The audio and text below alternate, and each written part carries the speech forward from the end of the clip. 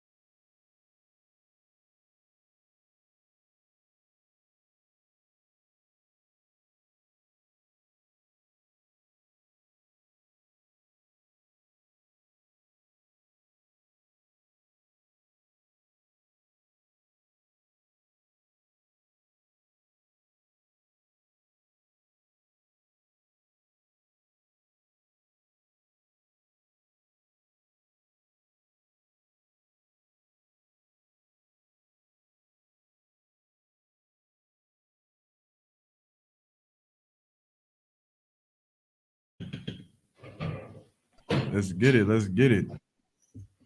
Shalom, Adawan, Lord in Christ. Can you hear me, sir? Hey, Sean. Yeah, I can hear you good. Most High in Christ. What's going on, Cap? Ain't nothing much, man. Nothing much, man. There's another day in hell. I hear you, sir. It's like y'all the one. I know we had, had you, what I mean, just kind of sitting for us. But as you can see here, we really trying to change it up, trying to make things. I see. Yeah, we trying to do a little something out of Revamped. We trying to revamp. God, I see.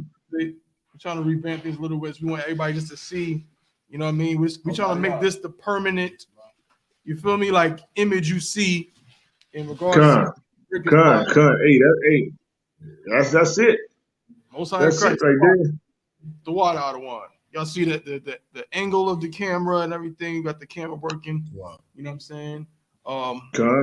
New features, the new TV and everything. New paint, all kind of stuff going on in the school. And go ahead, bro. And that new Carl Gas X collab with Javelin.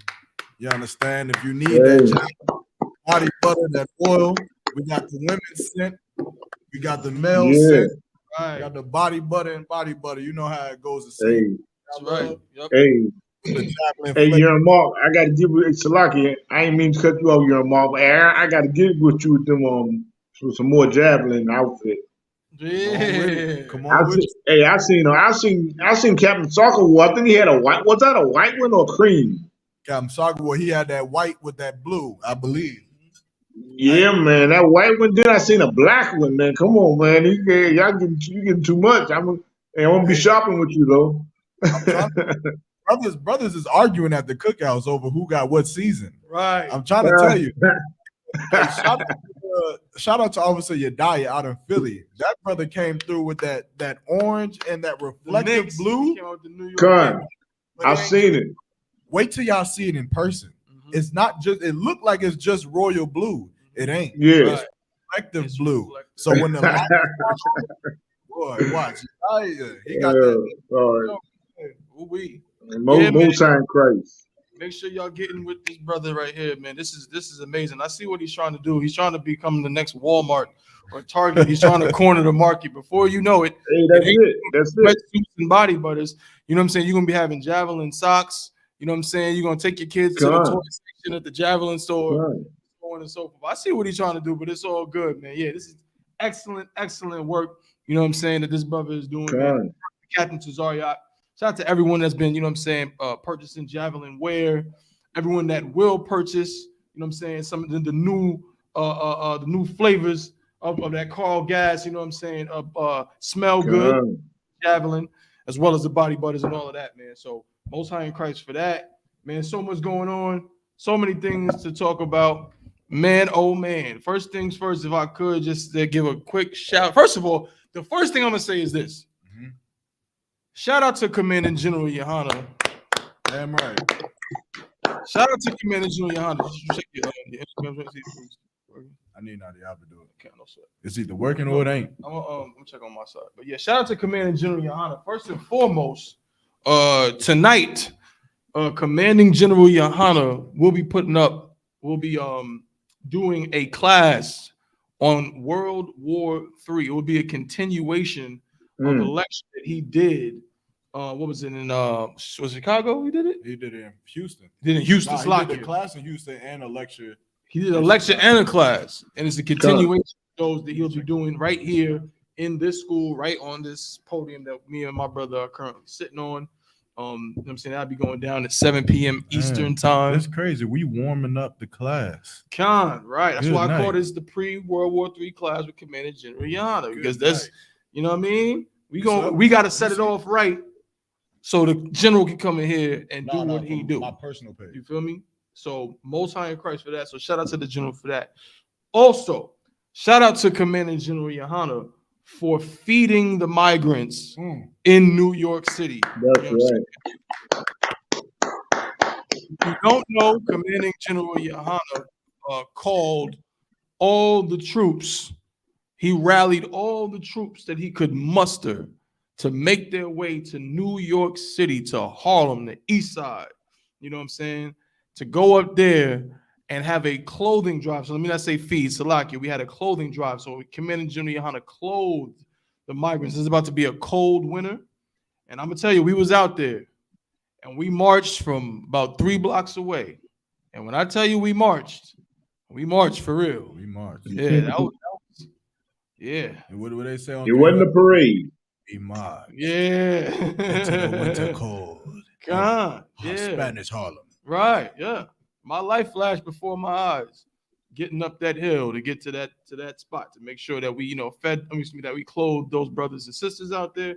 But all in all, man, it was so glorious. And we killed the dumpster. We killed a dumpster, got unalived en route to the spot because, of course, Yahanna, being the Shamar savant that he is, he took it upon himself to kick the ever-living the mess out of a garbage can that just happened to be in his way. The garbage can, of course, did nothing to him, but it had to be done. It do something. Look, everyone's talking about this dumpster, right? The dumpster was in the way. Brothers was going around the dumpster, and I felt like it was messing up our line.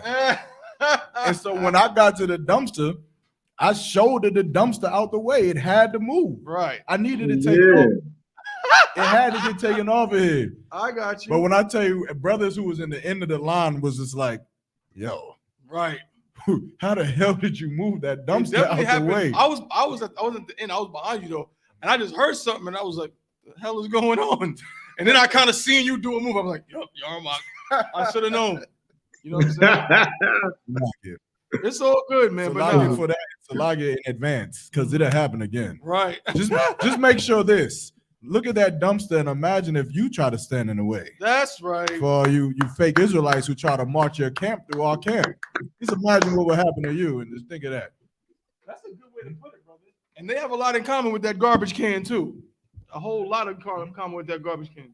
What about it? Oh, yeah. Wait, what happened? Yeah, they did that. I don't know if we can speak on that right now, though. So I'll wait, but y'all better tell me about this after the show, bro. No, all right, yeah. Nah, it's some fake Israelite group out in West Palm Beach. They got a little promo video, and they had used Danyala's song like as the promo video to their video. I am what I am. On, man. My name is my name. Say what you mean. Yeah, use that joint right there. But I don't know what the approach is. I got you. I know one thing when it comes to that fake Israelite group using that song. I will say this: we are your daddy. Just know that. Just know that we're your daddy. You should come to us and come to our mothers for suck because you need it. But I'll leave it alone. That's crazy. Say come to our mothers. For what? But bro, that's crazy. That's a pause. That's not. I don't know if it's a pause. It's crazy. It's crazy. You could have worded that different. How? Because it has to. You have to say that. Our mothers? Don't come to my mother for that. That's not, bro. But the context of our mothers. Come on, Cap. When I said that, the context is not my mother. Our women, like our women, birth men of the Lord. Okay. Like General Mahayman. Wife birthed me into this truth because of who she is. You cleaning it up real good. No, that's it's great. exactly what I'm saying. That's great. I'm gonna go with that. Are they not our mothers? No, brother, you're right. Okay. All I'm saying is that wording. But you good. Like that explanation is perfect. All right. That is a perfect explanation. All right. Because without it, I'd have been lost in the sauce. Look, I tell you what, our mothers in the truth raised us up and hold us accountable to be righteous. That's men. Right. You know what their women in their truth do? Let them steal Danyala's song, even right. though they hate the I.S.U.P.K. So they need like Thalia in their school, but they ain't got them. We got them. You're absolutely right, bro. Well, hey, they want to keep, they want to take our songs, but like you said, we are the daddy. You know what I'm saying? If I would have said they had to come to us for suck, then that would have been crazy. That would have been crazy. Yeah. Way worse. Right. You got me there. Tazariak body, man, get that javelin, man. Come on, man. Right. Most High in Christ. Well, what else? Other shout outs we got? We got Commander Yahanna doing the class tonight. We got New York. We just did New York. The shout out to Florida. The Florida camp, the Florida cookout is coming up December 21st through the 24th or whatever like that. I'm gonna be in the building. So, me, Mahaya, my brother Tabawan, he gonna be there too. So y'all make sure y'all get there, man. Let's get it out. It's the war against the winter. That's right. I'm still rocking. What else? This dude's gonna melt down there. You're gonna wear the Javelin sweatsuit and melt. Man, it's gonna in West Palm Beach. I was Florida. wearing it before, when I was just in Orlando. It ain't that hot at nighttime. It's like a cool 65. That's straight. Okay, you right. I'm still thinking like I'm forgetting what time we in right now. Yeah. We're getting closer to the winter, so I'm sure that makes more perfect sense. I'm sure we'll touch 50. Yeah, maybe even 55. True. Speaking of 55, the Lord's 55th annual Passover. This 2024, April 20th, man. Durham, North Carolina, the Bull City, right here where we at right now, the birthplace of I.S.U.P.K, Yahauna, Tabawan, Mahaya, Sadak, and a bunch of all these other brothers in here, man, rocking it out with us. So make sure y'all get y'all, your plane tickets, your train tickets, your boat tickets, however you gonna do it, and let's get it on, man. Y'all know what the deal is. 55. Damn right. Hey, are you using this? You using this? This? No, your laptop. Nah. Why you need it? I was gonna say what you could do is you maybe put the poster up. Poster up. Put the HDMI. I can't. Oh, you don't got your adapter with you? Nope. That's why I said that's why I was saying I messed up earlier. I got you. Yeah. No sweat. Most High in Christ, man. Is there anything else? Cap, was there anything you wanted to shout out or get into before we get into the role of the stories for today, sir? No, anything. You can go ahead and rock on. Most High in Christ. Most High in Christ. All right, so we up in this piece. Chainbreakers podcast. Okay. I, of course, I gotta introduce my brothers real quick. You know what I'm saying? We got Captain of 10,000 year Garwap. You know what I'm saying? Oklahoma City holding it down. Yeah. OKC in the place to be. You know what I'm saying? Shout out to Washington, D.C. Shout out to them brothers up there, too. You know what I'm saying? You got my brother, Officer 1,000 Yahanna in the building. The Javelin. I, of course, am Officer 1,000 Tabawan. This is the Chainbreakers podcast brought to you by the I.S.U.P.K, the Israelite School of Universal Practical Knowledge, started out of 1 West 125th Street, Harlem, New York. You see it in my hat. Harlem, New York. Under Commanding General Yahanna, teaching the truth of the Bible since 1969. That so-called Blacks, Hispanics, and Native American Indians are the true Jews, the true Israelites. Okay, Most High in Christ. And we got a good show for y'all today. We're going to talk about a lot of topics, man. We're going to bring some different things up, all right, and see what's going on in these streets, because what we do in the Chainbreakers podcast is we're going to break the chains, man. We're going to break the chains of oppression, man. Me and my brother, me and this guy, we talk every day, bro. We talk every day about a whole bunch of different stuff, different things going on, man. We always say, this is my two, I'm his two, right? You know what I mean? That's just how we roll, right? And one thing we always talk about is, we just talked about it yesterday. Women. No, yes, but no. We was talking about people lying to themselves. Yeah. About being disingenuous, right? And a lot of our people have this problem where, because we want to believe something so bad because it makes us feel good, we lie to ourselves. That's why we're flooding into the Christian church. That's why we get taken for everything we got by every Creflo Dollar and every TD Jakes and every Juanita Bynum and all of these people, because they teach things that sound nice that we want to believe, even though it's called cognitive dissonance. We know it's nonsense, right? But it feels good to believe it, because peep this. If I don't believe what they teach me, then guess what? I have to believe the truth, which is very ugly. The truth is very hard. Pause is a hard pill to swallow. The truth being that, guess what? America's going into World War III. Yeah. That's a hard pill to swallow when you just had a brand new baby and you know what I'm saying, you trying to put money in their college fund for the year 2040. You understand? Yeah. God. It's a hard pill to swallow when a bunch of big black dudes on the corner and Hispanics say, hey, we about to go to World War III. Man, the world has so much security in life. Right. They have so much security in life. For a world that pushes life insurance so much, I don't see how you have so much security. God. All the money you pay, you should know that death is coming. That's right. Death is right around the corner, God. man. If I could, this is heavy. I got a call from a brother who I used to play football with. His name is Kwamel. And he called me yesterday, and shout out to that brother, because he called me and said he need the brotherhood. He ready to join the truth after he done with football. He realizing some things. But one of the things he said that was heavy, he said, man, a lot of brothers out here, they don't know what's going on.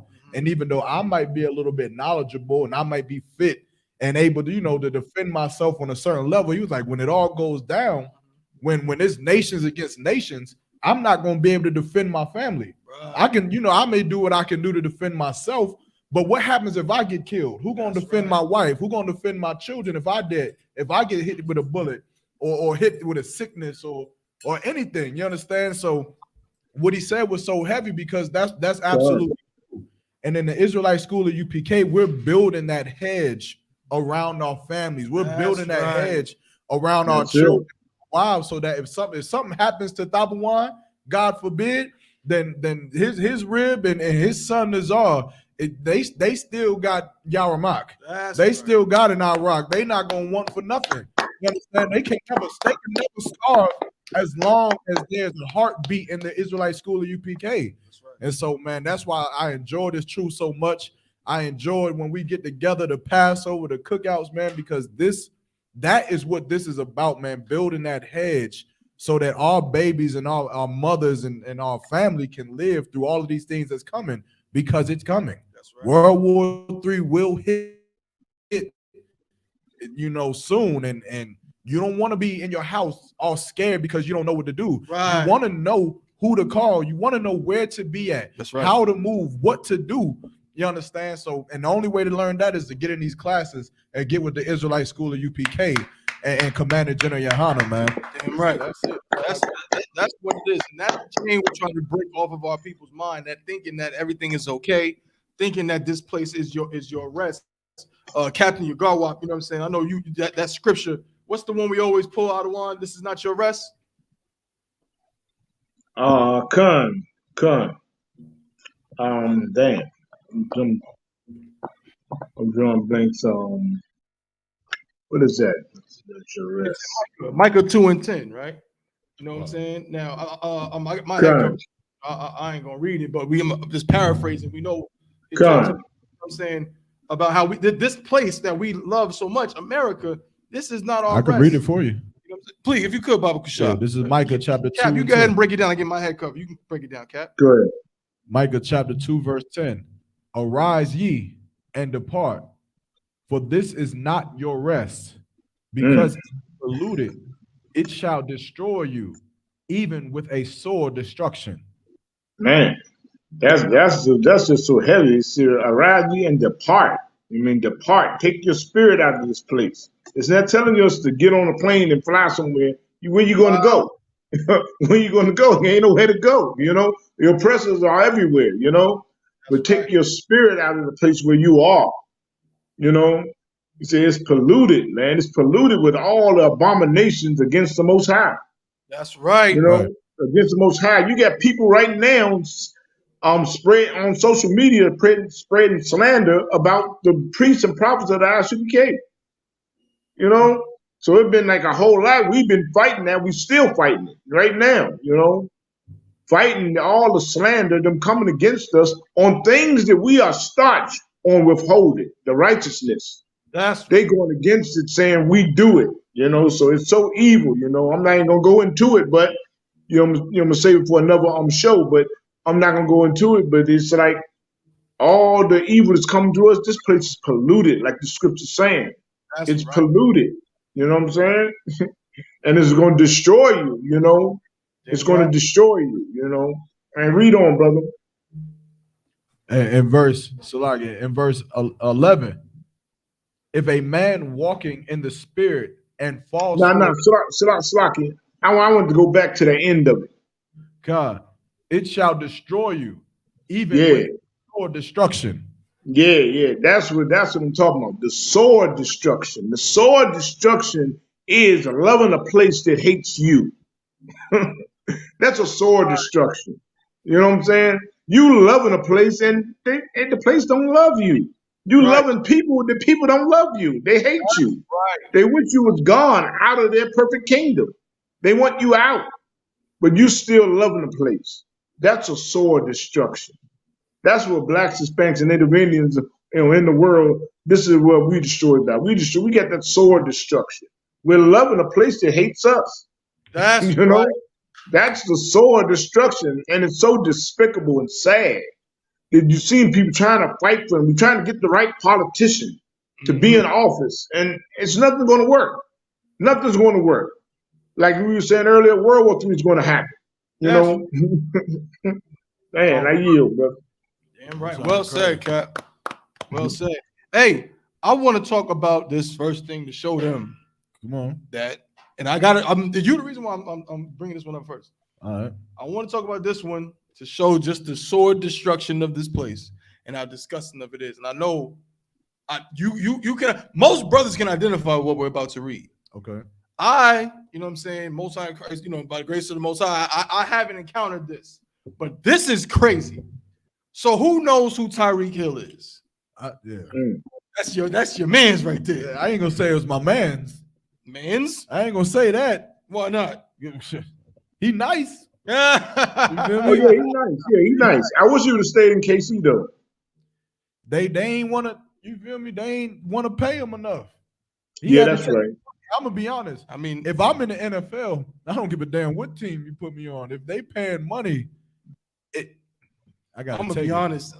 I think it's a little more than that because you got to think about your legacy.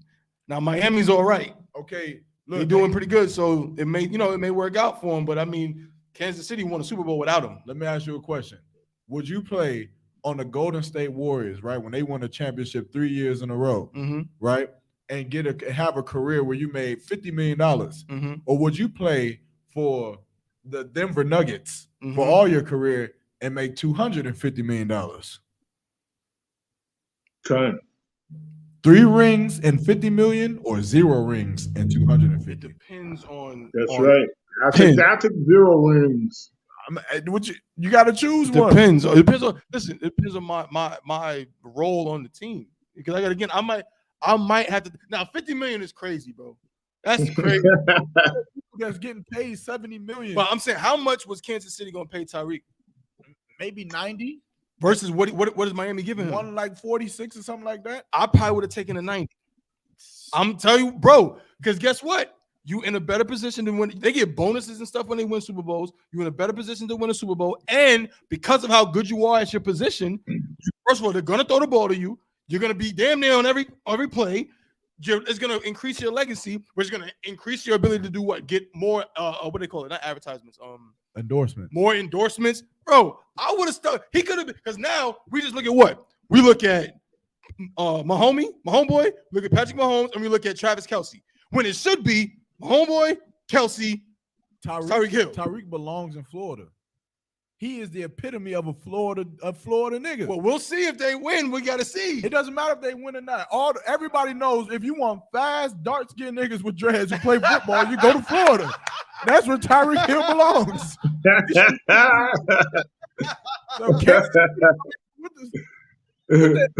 Good point. That's a good point. I can argue with that. Like, really, before Patrick Mahomes, I didn't even know Kansas City was a you know thing. What's funny? What? You're absolutely right.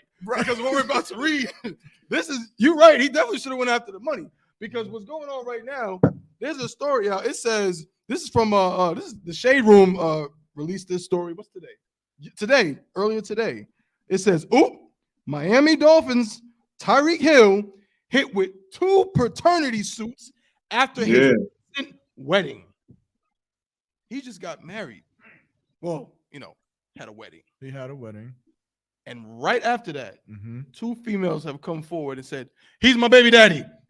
He owes me money. Let's read it. Boy. Why you say he should have went for the money?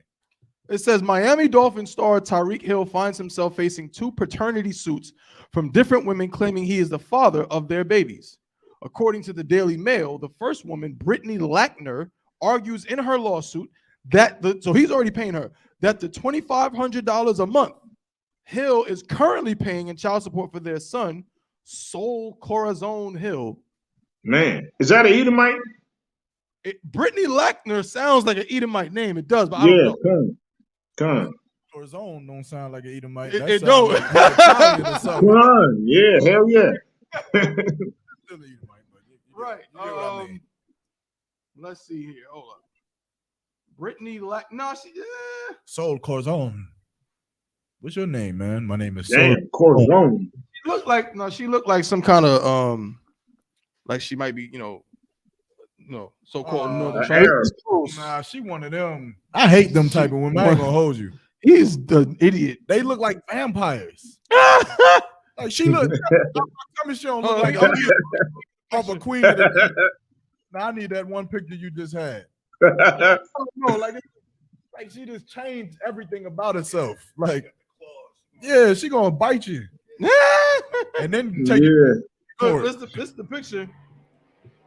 This is shout out to Officer 5000 Iraq in the house.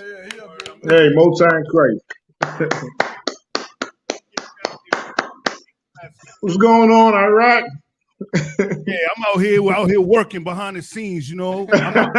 You guys have the spotlight, but I'm out here making sure the lights are paid, the bills paid, and we got Commander Yahanna coming in here on the red carpet. You know Damn right. That's what we're doing. Most time Christ. Most time Christ. Concrete carpet. We got the concrete carpet. So there she is. That's the one, Brittany Lackner. Okay, yeah. She's kind of spooky looking. Turn the flash Yeah, on. she do look like Queen of the Damned. You're right, bro. Yeah, she's spooky. Real spooky.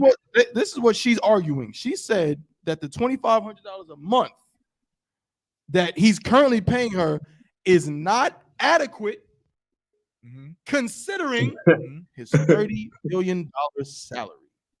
So he only get paid $30 million. No, but that's probably just for this year. It's probably like his contract is probably for like 5-6 years. Right, that's okay. And he probably gets $30 million a year. Okay, and she wants more. She wants more per month. A month, so 2,500 times 12. Right? That's what she's getting. Let's see. So she's getting $30,000 a month. She's getting like a year, an entry level teacher's salary for free for doing nothing. Nothing. She said it's not enough. Paternity cases Tyreek Hill into women.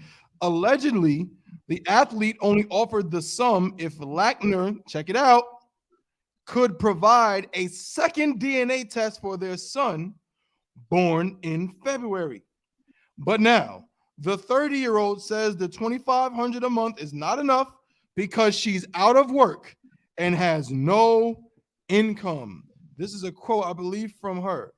The father is a member of the Miami Dolphins, earning a salary of $30 million a year pursuant to a 4-year contract, the court docs reveal, per the aforementioned publication. In stark contrast, the mother is unemployed, has no income, is in debt, is on Medicaid, and has no means of support. The second woman, Kimberly Baker, reportedly receives $2,500 a month from Hill, but asserts that her daughter, Trey Love Hill's basic needs cost around $10,000 a month, leaving her struggling for money. Yeah, the basic needs. I mean, come on, man. What the hell? I mean, come on, man. That's so sickening, man. she need gluten. $10,000 a month. 10,000, Cap. Speak on it, sir. 10,000. I mean, come on, man. $10,000 a month. I mean, what the hell is the baby gonna do? What the hell? I mean, come on. Are you taking this baby to NASA, flying them to space every now? I mean, come on. What the hell? Come on, tell me that the baby has a rocket ship.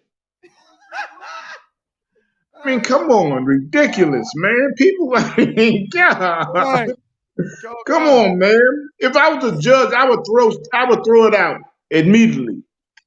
I would just throw it out, man, for just even talking that foolishness. Come on. Goddamn $10,000 a month. $10,000 a month for basic needs. For basic needs. I mean, come on. What the hell? What, the baby chauffeur? What, the helicopter rides? Right. I mean, come on. What is this baby getting? Come on, man. I want where's the women at? I want some sisters out there to comment. Are we wrong? I mean, Is it wrong to say that maybe this is a bit too much? Maybe like this is a bit out of the norm to say that $2,500 a month in child support is not enough just because of how much money he makes as a Miami Dolphin. And what I find interesting, Adawan, is that basically he's saying you got to take another DNA test. So Yeah, it sounds like he's not even sure, or he's not even sure. you know what I mean? Like he wants to know for sure before he gives up that bread. You know what I mean? Which is already a problem because dealing with someone she not trying to give the the test, right? She not trying to get the test. God. Right. It says Baker alleged she had a sexual encounter, Salakia, with Tyreek Hill in August of 2022, but soon after the birth of Trey Love, the Georgia native refused to accept that she was his daughter. A paternity test reportedly later proved that Hill was the father, which is how he ended up paying the child support.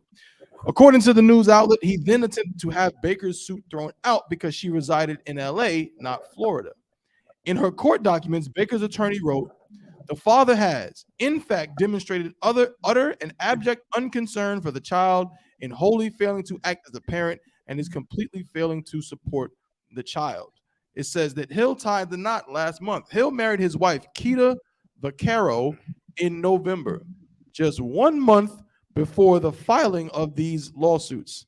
They had been engaged since 2021. In a post-practice interview in November, the athlete confirmed the news and expressed his excitement for their future together. He added that he and Vaccaro had just reunited before deciding to marry. "I just got back with my longtime fiance," he said on the Cheetah podcast, Per People. "We went to the courthouse and we had a few conversations and it did happen. I don't know. We don't know. It's still a question mark." Good night. He's definitely from Florida. This brother right here got some issues. No sweat. So with that being said, that's pretty much the gist of it. You know what I'm saying? The brother got the child support thing. They trying to say that he need to give up more money. I mean, he make $30 million. Yeah, I was gonna say, a year. I mean, he could give a quick $100,000 a year. $100,000 $100,000 a year. You tripping? Cause hey, look, 100 or that broad can go to her man and say, "My lord, I apologize. Now I'm going to be your wife, and I know you got another wife, but just take care of me and my son, and I'll be loyal to you." And now Tyreek Hill have 2, 3, 4 wives. You know why? Stupid bitch. You know why? Because he got the money to pay for it. Because he has the money. That's right. Ain't that the question? That's right. Hey, things would be. Hey, I'm glad you said that, Mark, because things could be so easy if we learn. So, like, I ain't even cut you off. No, you too. But things could be so easy if we learn how to live righteously. If we didn't learn how to live righteously, it wouldn't be no fights about that. It would be like, okay, all right, hey, is he just another wife? He got 2 wives over there. He's paying for both of them. He's taking care of both of them. You know what I'm saying? Right. But man, see, we don't live righteously, so now it's like, oh, you're gonna have your ass in court. You're gonna give me my money.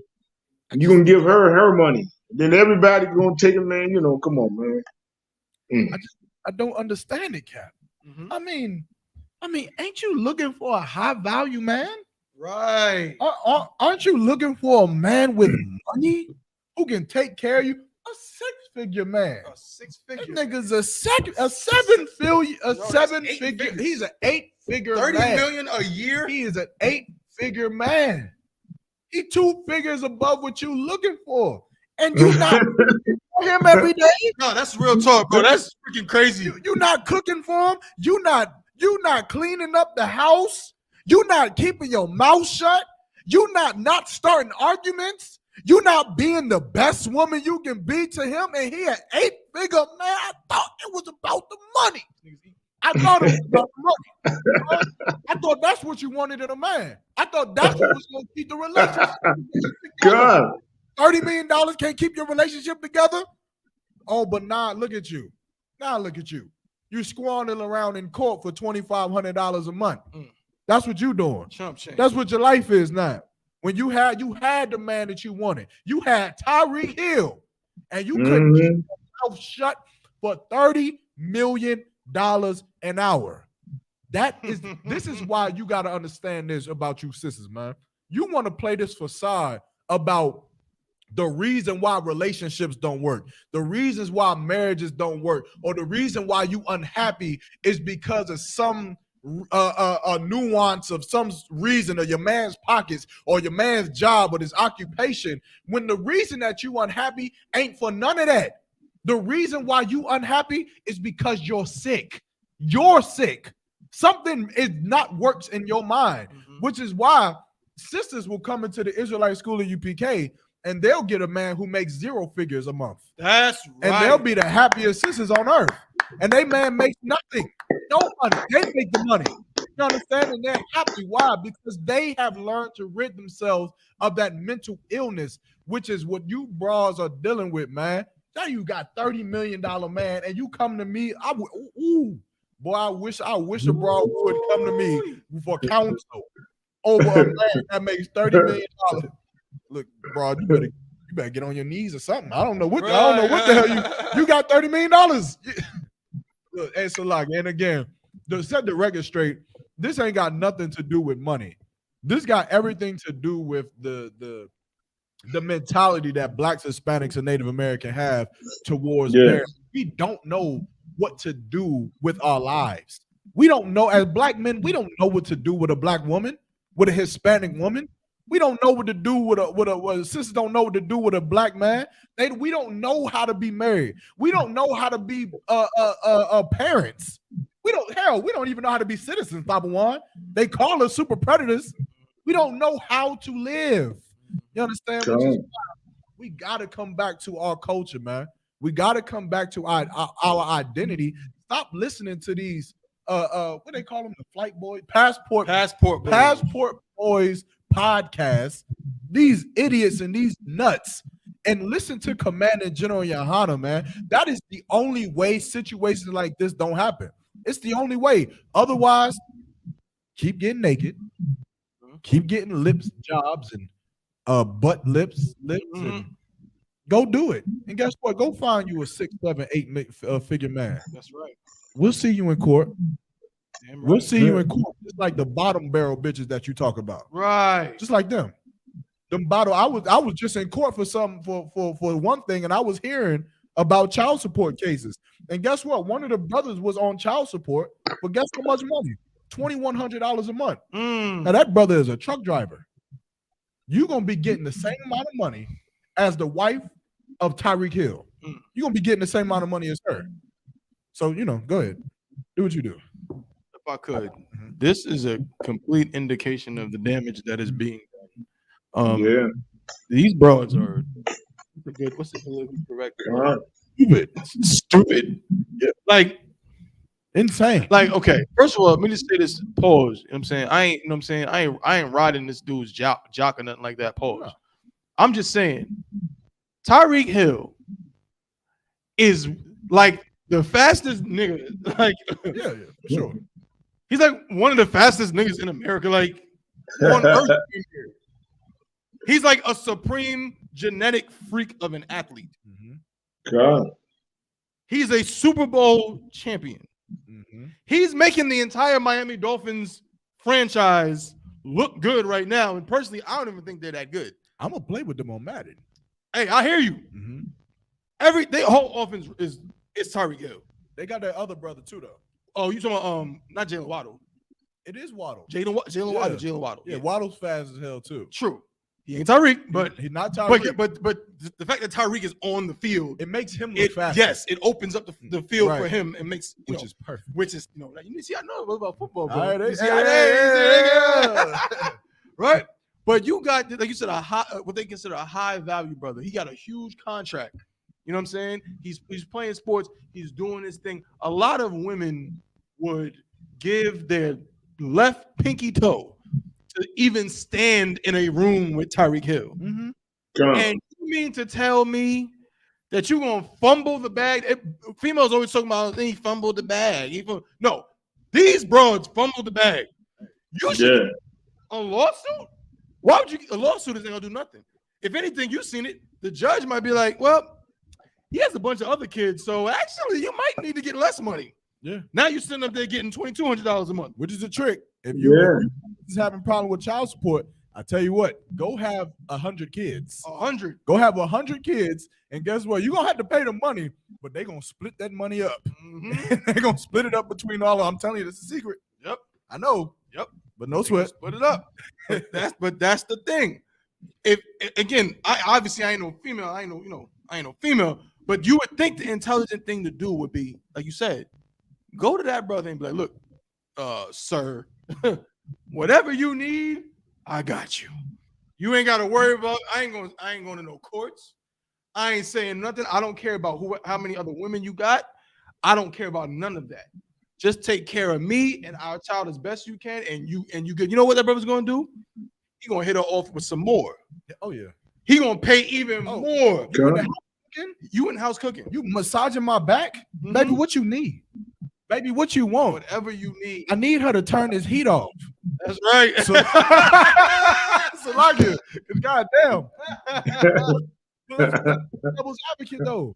Let's flip it. Let's say Tyreek Hill is a terrible person. Yeah. Let's say he a terrible man, a terrible boyfriend, terrible husband. There we go.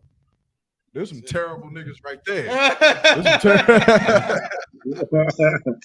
But let's say he's absolutely terrible, and she was in her right in a worldly perspective to leave him. Here's the other question, and I'm about to get up and turn this heat on. I don't know who turned it on. It was probably I-Rock.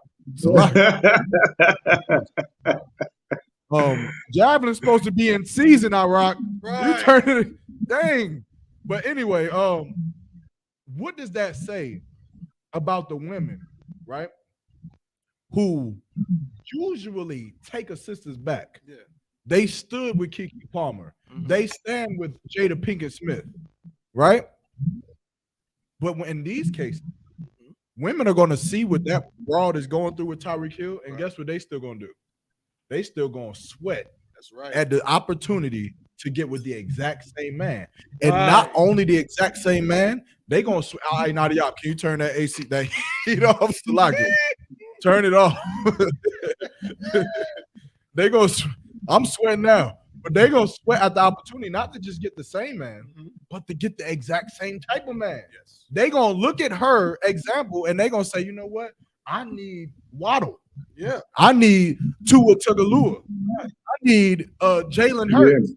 When they don't understand that what you need is a man that is going to be with you for the rest of your life. That is what you need. Otherwise, you're going to be in the same example, which is why we say you're sick. You're sick. You focus on shiny things. You focus on the glitz and glamour. You ain't focused on the guns and butter, baby. Woo! That ain't what you. Ooh. Not the guns and butter. You ain't focused on the guns and the butter. You understand? You focus on niggas with guns instead of niggas that's gonna use them. Right. That's what you focused on. Hey, look, sisters, you better tighten up. You better tighten up, man. And we're gonna stay on this topic for too much longer until. And you know what? I want some sisters to come up here, man. Come up on this show, on this podcast, and give us your thoughts and your opinions. But I'm playing devil's advocate, right? Tyreek Hill's a terrible man. Yeah, he terrible. He beats on her. He does all this, that, and the third. Well, guess what, man? You should have looked for the type of man that would never put his hands on you. You should have looked for the type of man that would never lie to you. You should have looked for the type of man that when you sat down and you wrote down a list of attributes that a man has that you want to be with, you should have made sure that the man had all those attributes. That way, if you ain't got the money, if you ain't got the glitz or the glam or the fame, you at least got everything you ever wanted when it comes to being with a man. You understand? But I'm gonna leave it there. Did you turn that heat off? Most times, turn off nothing, bro. They written accommodation now. The water. What we got? I gotta change the settings to make sure it stopped turning off. Yeah, right? yeah. There's a way to do it, but you know what I'm saying? No sweat. What we got in the comments, man? Hey, man, shout out to everybody in the comments. Quick roll call. You know what I'm saying? Shout out to my brother, you know what I'm saying? Officer Chapat the Yak up there in DC, bro. I know I gotta send you some more of them joints. I remember what you told me, bro. I got you. Matter of fact, I ain't gonna see you, but I'm gonna be. You know, I'll be in DC. I'm gonna be up there on Sunday. Now he gonna see you in Florida. Yeah. Yep, that's correct. We got the sister Yahanna up in here. Hey, shalom, sis. I can't, you know what I mean? My head covered. Shalom, Lord in Christ. Hey, shalom. You know what I mean? Hey, you know what I'm saying? Sister, you know what I'm saying? How you doing? We got Officer Yahanna, Officer 400 Yahanna up in the spot. What's going on, bro? Shalom, Lord in Christ. You know what I'm saying? We got Trooper Kawanya Allah out in Minnesota. Shalom, Lord in Christ. What's good? We got Officer 50 Yakadar up in the spot. Shalom, Lord in Christ. What's good? Most High in Christ. You know what I'm saying? We got Nadia in the building. Shout out to Nadia in the building. You want to come up, Nadia? I want to come talk, say what's up to the people, man. Trooper Nadia in the background. We got Trooper Nadia in the building. Yeah, man. Most High in Christ. There he goes. He the brother who turned the heat off. Yep. So the water to him that we didn't die. Shout out to that brother right there. You know what I'm saying? You know what I'm saying? He's the one that wrote hot nigga, but now he done turn off the heat. So Most High in Christ, the water for that. That's the fake Bobby Schmidt. Yeah. You want some of this song so you good. Come on. What else we got? Oh, yo. Bro? He trying to take pictures and stuff. What kind of phone you got? Oh my God. Shit, I got the X. Lock your balls. Wait, what's it? I asked that nigga, I said, what kind of iPhone you got? He said, I got a 10. Wait, is that even a real thing? What? A 10? Oh, see, I got the X too, but you said 10. Ain't no such thing as a 10. Hey, look. Ain't no such thing. I was not expecting that. There was no iPhone 10. I got a 10. We got the same phone. No, I got the XR. Oh, what the hell are y'all doing? We comparing phones. Pause. XRs? 10s? Yeah. What you got? I got like a 13. You do got a 13 because I gave you that case that you still got. You know what's crazy? It's a different one. No, listen. What? Remember, you had 2 of them. I had 2, but I lost mine. So I'm gonna need that one back. Don't do this to me, please. No, because you gave me one. Yeah. I used it, but then this joint started like acting crazy. And you had left the other one in my car. So that one is mine. This is yours. Bro, don't think y'all done heard it here first on the Chainbreakers podcast. I damn it. Crazy. Imagine if my phone drops right now from that thing. My phone is done. So this is you got it, brother. See that? You see that brotherhood right there? Brother. You know what? It's whatever. You see that? Hey man, I'm glad y'all worked that out. Yeah, as long as we can use your camera real quick. You trying to take pictures? Oh, no, that's cool. Just take some better pictures. I'll tell you what Nadia is not good at. He suck at taking pictures. Bro, it shouldn't be that crazy. Like, watch when you get it. It's gonna look like with the thumb gonna be all in it. Bro, I'm telling you, it's gonna be just fine, bro. I'm just saying, there's a couple of pictures so you can see like the background and everything. Man. Hey, what's up with the chat, man? What y'all want to talk about, man? Yahanna said, "Ain't nobody paying no $2,000 for no new iPhone." Shouldn't me. Shit. I'm an 8-figure man. Wait, who's paying $2,000? Like, I've never paid that for an iPhone ever. I mean, I'm getting on that payment plan. That's what I'm saying. Like, they always got the payment plan. Like, you know what I mean? Oh no, I ain't dropping 2,000 in the like store. all cash. Like, no, yeah, I ain't doing that. No, you're right about that. But I'm, you know what I'm saying? Let them say approved for that 15. Yup. I'm paying $167 a month. That's a fact. I'm getting that. Hey, Most High in Christ, man. Why did everybody tuning in? Who else? Did I miss anybody? I'm a slave to Apple. That's crazy. Hey, look. Interesting. We just talked about this. And Cap, I want to hear your opinion on this because we know that the best women in the world come out of One West. We know that, right? Okay. Brother. I didn't mean like that, but I wanted to add on that they come into One West. Like because somebody in the world may take that and say, I gotta find a wife that's in the truth. Because those are the best. I get what you're saying, bro. But you get what I'm saying. Don't do that. I know exactly. I'm saying the best women in the world are in One West. Yes. Can we just say that? What's that? No, you said they come out of One West. Yes. What's the difference? Just like when we speak at camp, we don't say this is the I.S.U.P.K. coming out of One West. because that's different. It started out of One West. It's different. All I'm saying is the best women are in here. I agree with that. Oh, okay. Come. But I'm saying that there are women who have the qualities, right? Or there are women in the world right now who have been saved for the truth. They may not be in here right now. Come. Are there and they okay, right. Here. And okay, what Yarmark is basically saying, okay, if I correct me if I'm wrong, Come on. Essentially saying that doesn't mean that you cannot find a Tawab sister who is not currently in the school. She just don't have guidance. She just needs the guidance. Yeah, that's what I'm saying. She has, you know what I'm saying? She's destined to be in here. Yeah. You know what I'm saying? There's women out in the world who are not whores. Right. Like, they will not whore. Right. They don't do drugs. Right. They don't lie. They don't wear provocative clothing. Mm-hmm. They just don't have those little things that that Commander General Yahanna could give them. Yes. Come. Right. Find those and bring them in here. But and then that's how you'll know because they the best one. Yeah, that's Come. That's all. Hey, Salakia. Go ahead, Cap. That's a heavy point what you bringing out because it's like the women the same way we went over this. If you check I.S.U.P.K Oklahoma State, while we on our page, we got interviews with couples. So when me and my rib, because when I did our interview, we went into that, and both of us were searching for the truth in the world. And so when we came into the truth, you know what I'm saying? We was in the world trying to be righteous and stuff, but couldn't find it, you know. And then coming into the truth, and then I spoke to Kazakwana on my rib. I spoke to her on a Facebook post, and we started talking. And then after that, and I was like, "Nah, sister, that ain't it," you know. And I broke things down to her. And it was like, well, goddamn, you know, I found out in her, she was searching for the truth too. Right. You know? And then now she's coming to the school. Now what Mark was just saying, now she's getting the stuff that was breaking down to her. Now she's getting the truth of the Bible. You know, what Commander Junior Yahanna passed down, you know, that truth, that same truth. So now she's getting that. Now she's complete because she got the truth in her. Of the Bible, of the I.S.U.P.K under Commander General Yahanna, she got the truth. Now she got the understanding of the whole Bible. Now she's learning more how to be that woman.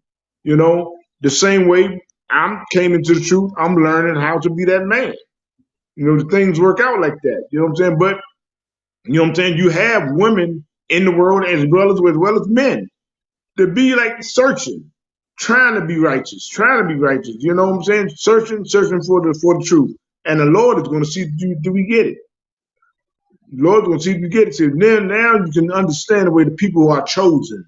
Right. Chosen. The Lord chooses the people and bring them into the truth.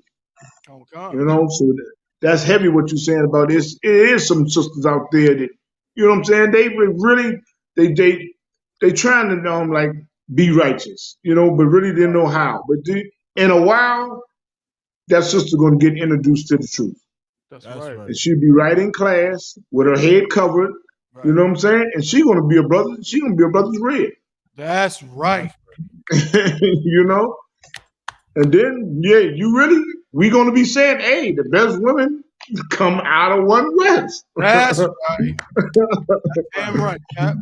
And if I could, and the next story is what I want to say. So, you know, this sister that I'm about to talk about, she'd be an example, I feel like, of a woman who might have just a little bit, just a pinch of that spirit, you know what I'm saying, that would make it so where, you know what, if she play her cards right, if she, you know, get her mind right, she could end up being a Tawab sister in the truth, even though she already has a husband. But who knows? Her and her husband could end up coming in here, right? So there's a singer. You know what I'm saying? Y'all remember that song by Kanye West? Mm-hmm. Oh yeah, it all falls down. Yeah, telling you, yeah. Right? All falls down. Selena Johnson. I gotta pay for the rest. Yeah, y'all gotta pay for that. That's not for free. Selena Johnson. This is what Selena Johnson said. This is from Atlanta Black Star. Selena Johnson says she'll suck it up for the. Oh, Yo, that's crazy. Hold up. But she's a sister, and you know what she means. what is the emphasis? Yeah, she'll suck it up. Suck it. Oh, Selena Johnson says alive. she'll suck it up for the sake of her children if her husband of 16 years ever cheats. That's what she said. She says she'll suck it up, pause, for the sake of her children. And Hope she said she'll suck it up. So that means the suck it up part. So she gonna. So like suck it up, like okay, like, you know, when you were a kid, okay, and like you like kind of like somebody hit she you gonna hard, take. you hurt yourself, and somebody be like, "Yo, come on, man up, boy, suck it up." Yeah, Like, yeah, like, yeah, yeah. just deal with it. She means it like that, like she'll just. Well, she gonna. Okay, I got you. I understand. She gonna suck it up. Like she ain't gonna cry about it. She gonna just suck it up. Yup. She gonna suck it up and take it. Yup, You know. exactly. It says Selena Johnson. This is what the post says, bro. And I want to talk about this, man. I need the sisters. I want someone with insights into the mind, the mental capacity of women to tell me what the hell is going on and why y'all talk how y'all talk. It says Selena Johnson has left a lot of women questioning her standards after admitting that cheating was not a deal breaker for her. The revelation happened during a recent episode of Johnson's talk show, Crowned. Huh? Black men can't cheat. I agree. Featuring Vivica A. Fox, Chanel Scott, and Kendra G as co-hosts. The women share their takes on various topics that involve men and women, giving their unfiltered and raw opinions. In a snippet shared on Johnson's Instagram, Scott can be heard asking the group of ladies if infidelity is the end-all, be-all in a relationship. While stepping out on your partner is seen as an unforgivable act to many, Johnson appeared to have a different take. No, she answered after a long silent pause. The Chicago singer has been in a relationship with fellow Chicagoan and former NBA player Kawani Garris. I ain't never heard of him. No sweat, no offense. Oh, he played for the Raptors. Did he? Yeah, I never heard of Kawani or Kawani Garris. But hey, no sweat, sis. You know what I mean? That's why. For nearly 2 decades. She went on explaining, this is what she said. It really depends. I've been married 16 years. I've been with my husband for 18 years. So fortunately for me, that is not something, praise the Lord, I've had to go through. But I don't necessarily think that it is a deal breaker. Johnson said there are many different variables that go into her decision, naming their 2 children as the top ones. This is a quote from her. My husband, if he was to cheat on me right now, today, I have 2 sons, Johnson shared. She added that both of her children, 16-year-old Kawani Garris Jr. and 12-year-old Kingston Garris, are currently in pivotal moments of their lives, and she's not willing to possibly ruin their mental state by splitting up their family. Can we give this sister a round of applause? I was getting ready for it. Listen, Yeah. let's give her a hand because you heard what she said. She said, Children, right? she said she's not willing to possibly ruin their mental state by splitting up their family. A lot of you cannot say the same. You will split up your family because the nigga liked a picture. You know what that is? Go ahead. Unselfishness. That's what I was going there with it. That's where I was going with it. Double one was unselfish. That's You what gotta that tell is. him, bro. That's what that is, man. And a lot of you scissors, you're gonna have to learn that to hone into that, man. Look, let me tell you something. Your man has another woman. Right, Let me right just- now. just tell Hey, you. y'all one right now on the screen right now. You Hey, y'all one right now. Chainbreakers podcast, and he watching his other woman. You understand in the bedroom? That's what's happening right now. But look, you better start thinking about your children. And I hate that we even got to talk about this because this shouldn't even to talk about like you know, like how a man and a woman get together and then if they love each other, they have sex. That's normal. You don't gotta discuss if people should have sex or not. Just like we shouldn't have to discuss if a man has another woman, should a wife leave him? You are supposed to be together with your husband till death do you part, man. And for all of us that believe in the Bible, we believe in God, we believe in Jesus Christ, but then you leave your husband because he has another woman, for what? Right. What grounds do you have to leave him? Right. You understand? Like, I wish we could start. I wish, you know what? This place is so weird. I would love the day when you could take a broad to court for leaving you.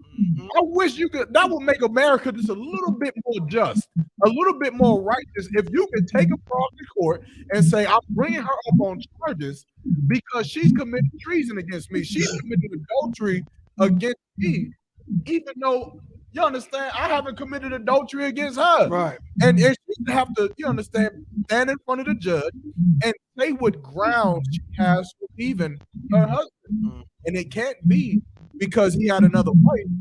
You know why? Because there's no law against that.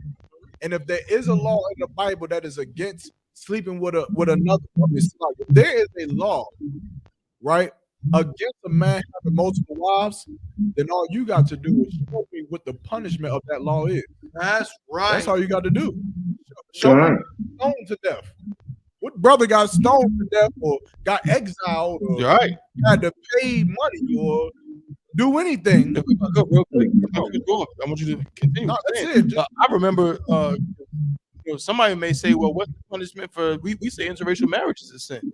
What's the punishment for that? I know a cat in the Bible that got a javelin through the back of his back. Come on now. A spear went through his back. Church say amen. Playing with a heathen. You feel me? A Chinese woman. If it's a sin, you got to show me the punishment for that sin, as my brother said. Damn right. And that's it. That's all I got. Most in Christ. But no, Cap, please. When you see something, you know something. I saw an episode of Good Times. The episode of Good Times when what's the daughter's name? What was the sister's name? Her name again on the show. Good Times. Her name is damn. Somebody in the comments. What is the daughter's name on Good Times? Thelma. Okay. Thelma. Well, Thelma was marrying a Hamite. And this Hamite, of course, Hamites have our custom of multiple wives. So she was getting ready to marry eBay. And I don't know if y'all probably remember that episode. She was getting ready to marry eBay, and eBay said, and she said, well, they sat down and said, well, you got to promise me that you won't take another wife. And he said, well, that is not, our custom is to take, I can't promise you that because our custom is to have multiple wives. And then she left. She left and said she got to leave him. She can't marry her. You know what I'm saying? Right. So it's like, it's crazy that's our custom. Blacks, Hispanics, and Native Indians, that's our custom, is multiple wives. That's right. And it's crazy that Hamites can steal our custom, and you say, oh yeah, Africans do that. No, we do that. That's our custom. Right. That's our custom to do that. So it's crazy when, like Mark was just saying, it's crazy that we still go over the stuff. Which should they leave? No, hell no, you shouldn't leave. You know what I'm saying? I mean, it's a biblical law that a Black, Hispanic, and Native Indian man can have multiple wives. It's biblical law. It's righteous unto God. All right? It's righteous unto God. It's righteousness that he can have multiple wives. So it's crazy that you still got people stuck in this crazy funk, of Christianity that got us so destroyed that you can't do that. I mean, it's crazy. You know what I'm saying? We such Christians, so destroyed. You know what I'm saying? Niggas don't even go to, never been to church a day in his life. He still holds true to the custom of one wife. You know what I'm saying? We still hold, true to the custom. It's crazy. You know what I'm saying? That we are in this funk the way we are because we are oppressed people. You know what I'm saying? We've been discontinued, so says the Bible, from our heritage that we don't even know what the hell to do. We don't even know who we are. I mean, something righteous unto the Most High God. I mean, come on. Christ gave a metaphor of 10 women marrying one wife in the Bible. That's right. You know what I'm saying? He gave a metaphor of that. He used it to show us to trust in the Most High. Right. You know, it's crazy that, and all these people telling them, praise the Lord and everything, go to church. Then, oh, no, a man shouldn't have multiple wives. I mean, that's the sickness and the delinquency of Christianity. Right. I mean, they who robbed us. I mean, that we don't even know. I mean, well, we don't even have a concept about what the gist of the Bible is. Hey, Salakia, We don't even understand, you know what I'm saying? It's righteous for a man to have multiple wives. Right. You know? And the thing is, look, I'm gonna make it personal. I didn't, like I said, when growing up, I didn't know my father. And of course, I know as a man, I knew my father liked women, you know. But I didn't understand why mommy. I was sitting there telling the brothers at the school the other day. I didn't understand why my mother sat around and cried sometimes. Mm-hmm. You know what I'm saying? I didn't understand it. I didn't know the things that my mother used to find lipstick on my father's underwear when she washing the clothes. Oh, snap. I didn't know these type of things. You know what I'm saying? But she used to cry sometimes and said, "Oh, this and that," and we'd be like, "Damn," you know. And I used to get mad at my mother. Why the hell is she fucking crying? You know, some of the time, you know. And when my mother was a happy woman, but sometimes she would just get down and just shed tears, you know. But coming into the truth, I understand why. You know what I'm saying? She was a strong woman. You know what I'm saying? Right. Being raised in the Christianity, well, you're not supposed to cheat. You know what I'm saying, man? My father too, not knowing the truth. Hell, if he could have went out there and got him another wife. Right. And if both of them had the understanding of the Bible, mommy wouldn't have had no tears. That's She right. wouldn't have sat around and cried, you know, because it would have been understood to her that no, daddy just gone out with his other family. That's right. He just got another family, you know, that's it. You know what I'm saying? And he could have came and broken down to us. All right, I'm going with this lady over here, you know, my family over here, you know what I'm saying? But y'all still my family. I still love y'all. I love all y'all. I love both families, both parties. I'm just going to go over here with them, you know, and I'm going to be back tomorrow. You know what I'm saying? Don't sweat it. It would have been easy. It would have been all good in the hood. But damn, we all Christianized, don't even understand the damn Bible. Now, mommy crying. I'm getting, we getting frustrated. Like I said, because there's 7 of us, nobody wants to see mommy cry. Right. You know? But we did hear daddy say mommy was a spoiled brat. You know, he called us a spoiled brat. So I grew up as a man, as a teenager and a man thinking that, yeah, mommy be crying because she's just a spoiled brat. You know, she was the youngest of 18 kids. You know what I'm saying? So I can understand that, yeah, she's spoiled. Yeah, that's right. Mm-hmm. No, mommy is just a woman scorned. That's all. Mm-hmm. She didn't understand the Bible. Right. Neither did daddy, and he didn't understand the Bible either. He was a pastor and didn't understand the Bible. That's Hell, if he understood the Bible, he could have just went with the other family and said it, like I said before, and broke it down to both parties that, hey, this is y'all, you know, y'all of me. You know what I'm saying? Y'all of the house of Cecil Thompson, both women, both families. You know what I'm saying? But shit, we was Christians. Christians don't know a damn thing about the Bible and don't even understand the Bible. You know what I'm saying? So we have all these broken hearts, broken women out here. Oh, they should leave them. You know what I'm saying? Christianity is the worst drug you can be on. It's poison. damn right. You know what I'm saying? I yield with that, brother. Hey, Salakia, if I could, and we got almost Barack about to join in too, but if I could, Cap, because he mentioned something right with the parable that Christ used with the 7 women, right? The 7 women who was working to get that one man. Now we use that to prove that there is no law against having multiple wives, right? But the parable was about us and working to get the kingdom of heaven. And so here's the thing. Here's the problem with all of you brothers who are afraid to tell your woman that you have another wife. You're afraid to tell your woman that you have more than one wife. Here's the thing. Because you don't deserve it. Ooh, that's the problem. That's right.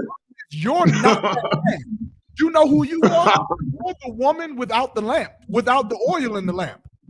You're not ready for that life. You're not ready for the kingdom where a man will have 7 women crying after his name, saying, "Oh, we only want to be called Double One. We only want to be called by your Garwap. We only want to be called by Officer Barack." You're not ready for that lifestyle because you don't put in the work. You know what you do? You smoke weed. Right. You get high. That's right. Christmas. So why would you have multiple wives? Why would you think to deserve to have multiple wives? I tell you what, them brothers who was up there in Spanish Harlem this past weekend, them niggas gonna have multiple wives. They went up there to serve the Lord. They serve the Lord every day in the truth. And all the brothers in the Israelite school of UPK getting attacked by Palestinians, getting attacked by Esau, getting attacked by the government system, the FBI, the CIA. You mean to tell me we're going to battle against the FBI for Blacks, Hispanics, and Native American Indians and then go home and be scared to tell a woman that you got another broad? Look, if you're scared to tell your woman that you got another wife, it's because you should be. That's it. You should be scared to tell your wife that you got another woman. And you don't ever get another wife. Right. Just save them for me. That's right. And Officer Barack, you understand, in Washington, D.C. Officer That's Barack right. join us right now. Give it up for Officer Barack coming on to the line. What's going on, Barack? Hey, yo, what it do? So like a thumb, you know what I'm saying? All the Adewani, I'm in the building. It's like if I may, I'm all ready for this, for all the candlesticks, all the oil, all of it. I'm all ready for it. You know what I'm saying? Most side Christ. I don't know about them, but I'm ready. Most Man, good to see all of y'all. The water too for having, you know what I'm saying, letting DC come up on this show. I just want to say the water to y'all. I'm listening in. I'm hearing what y'all going, you know what I'm saying, what y'all talking about. Seem like y'all already blazing. Yeah, I mean, so, you know, most time Christ don't let DC come up on y'all platform, you know what I'm saying, the water, all of that. Yeah, I mean, it seems like we having a glorious topic. Salaki. Yeah. Seems like we having a glorious topic, a lightning topic. Hey, listen, I don't know if you've seen that part, brother, but so we want to get, you know, we've been talking about it. I want to get your opinion on it too, Barack. Basically, this sister, now she's in the world. She's not in the truth. She's not in the truth. And she said that if her husband of 16 years was to cheat on her, it would not be a deal breaker. And that she would, in quote, suck it up, pause. She would deal with it basically for the sake of her children. And this is something you almost never hear. I'm gonna, before you comment, Barack, I'm going to read some of what people were saying in response to what she said. This is what people were saying. Again, this is from Atlanta Black Star. It says her thoughts were met with unwavering Instagram social media users who suggested that Johnson would be doing her children an injustice for staying with a man who mishandled their mother. Listen to this. God. Yeah, you already know where it's going, bro. You know where it's going, bro. Listen. One person said or pinned, so teach your sons that it's okay to mishandle women and your vows because mommy is going to stay. This is a loaded question. I do understand her point to some degree, but it's also teaching your sons that this behavior is okay. Another commenter stated, it's detrimental for kids to see their mom or dad in pain too. It's also possible the cheating will never stop. Then what? The parents can co-parent with properly, and the children will. I guess they're saying properly, and the children will be fine. So a lot of people are almost saying it's better to just leave him in co-parent. But don't two wrongs don't make it right? Two wrongs don't make it right. I thought two wrongs didn't make it right. Hey, look, they're going in on her. They're going in on her. One last one before you go, Barack. Okay. It says, and this is why folks be unhappily married for years. A lot of people stay married because of the kids. Hey, if it works for you, then we love it. My parents didn't. I tip my hat to a lot of y'all women. Y'all built different. If this is a brother saying this, which is weird. So I'm not. He's a weirdo.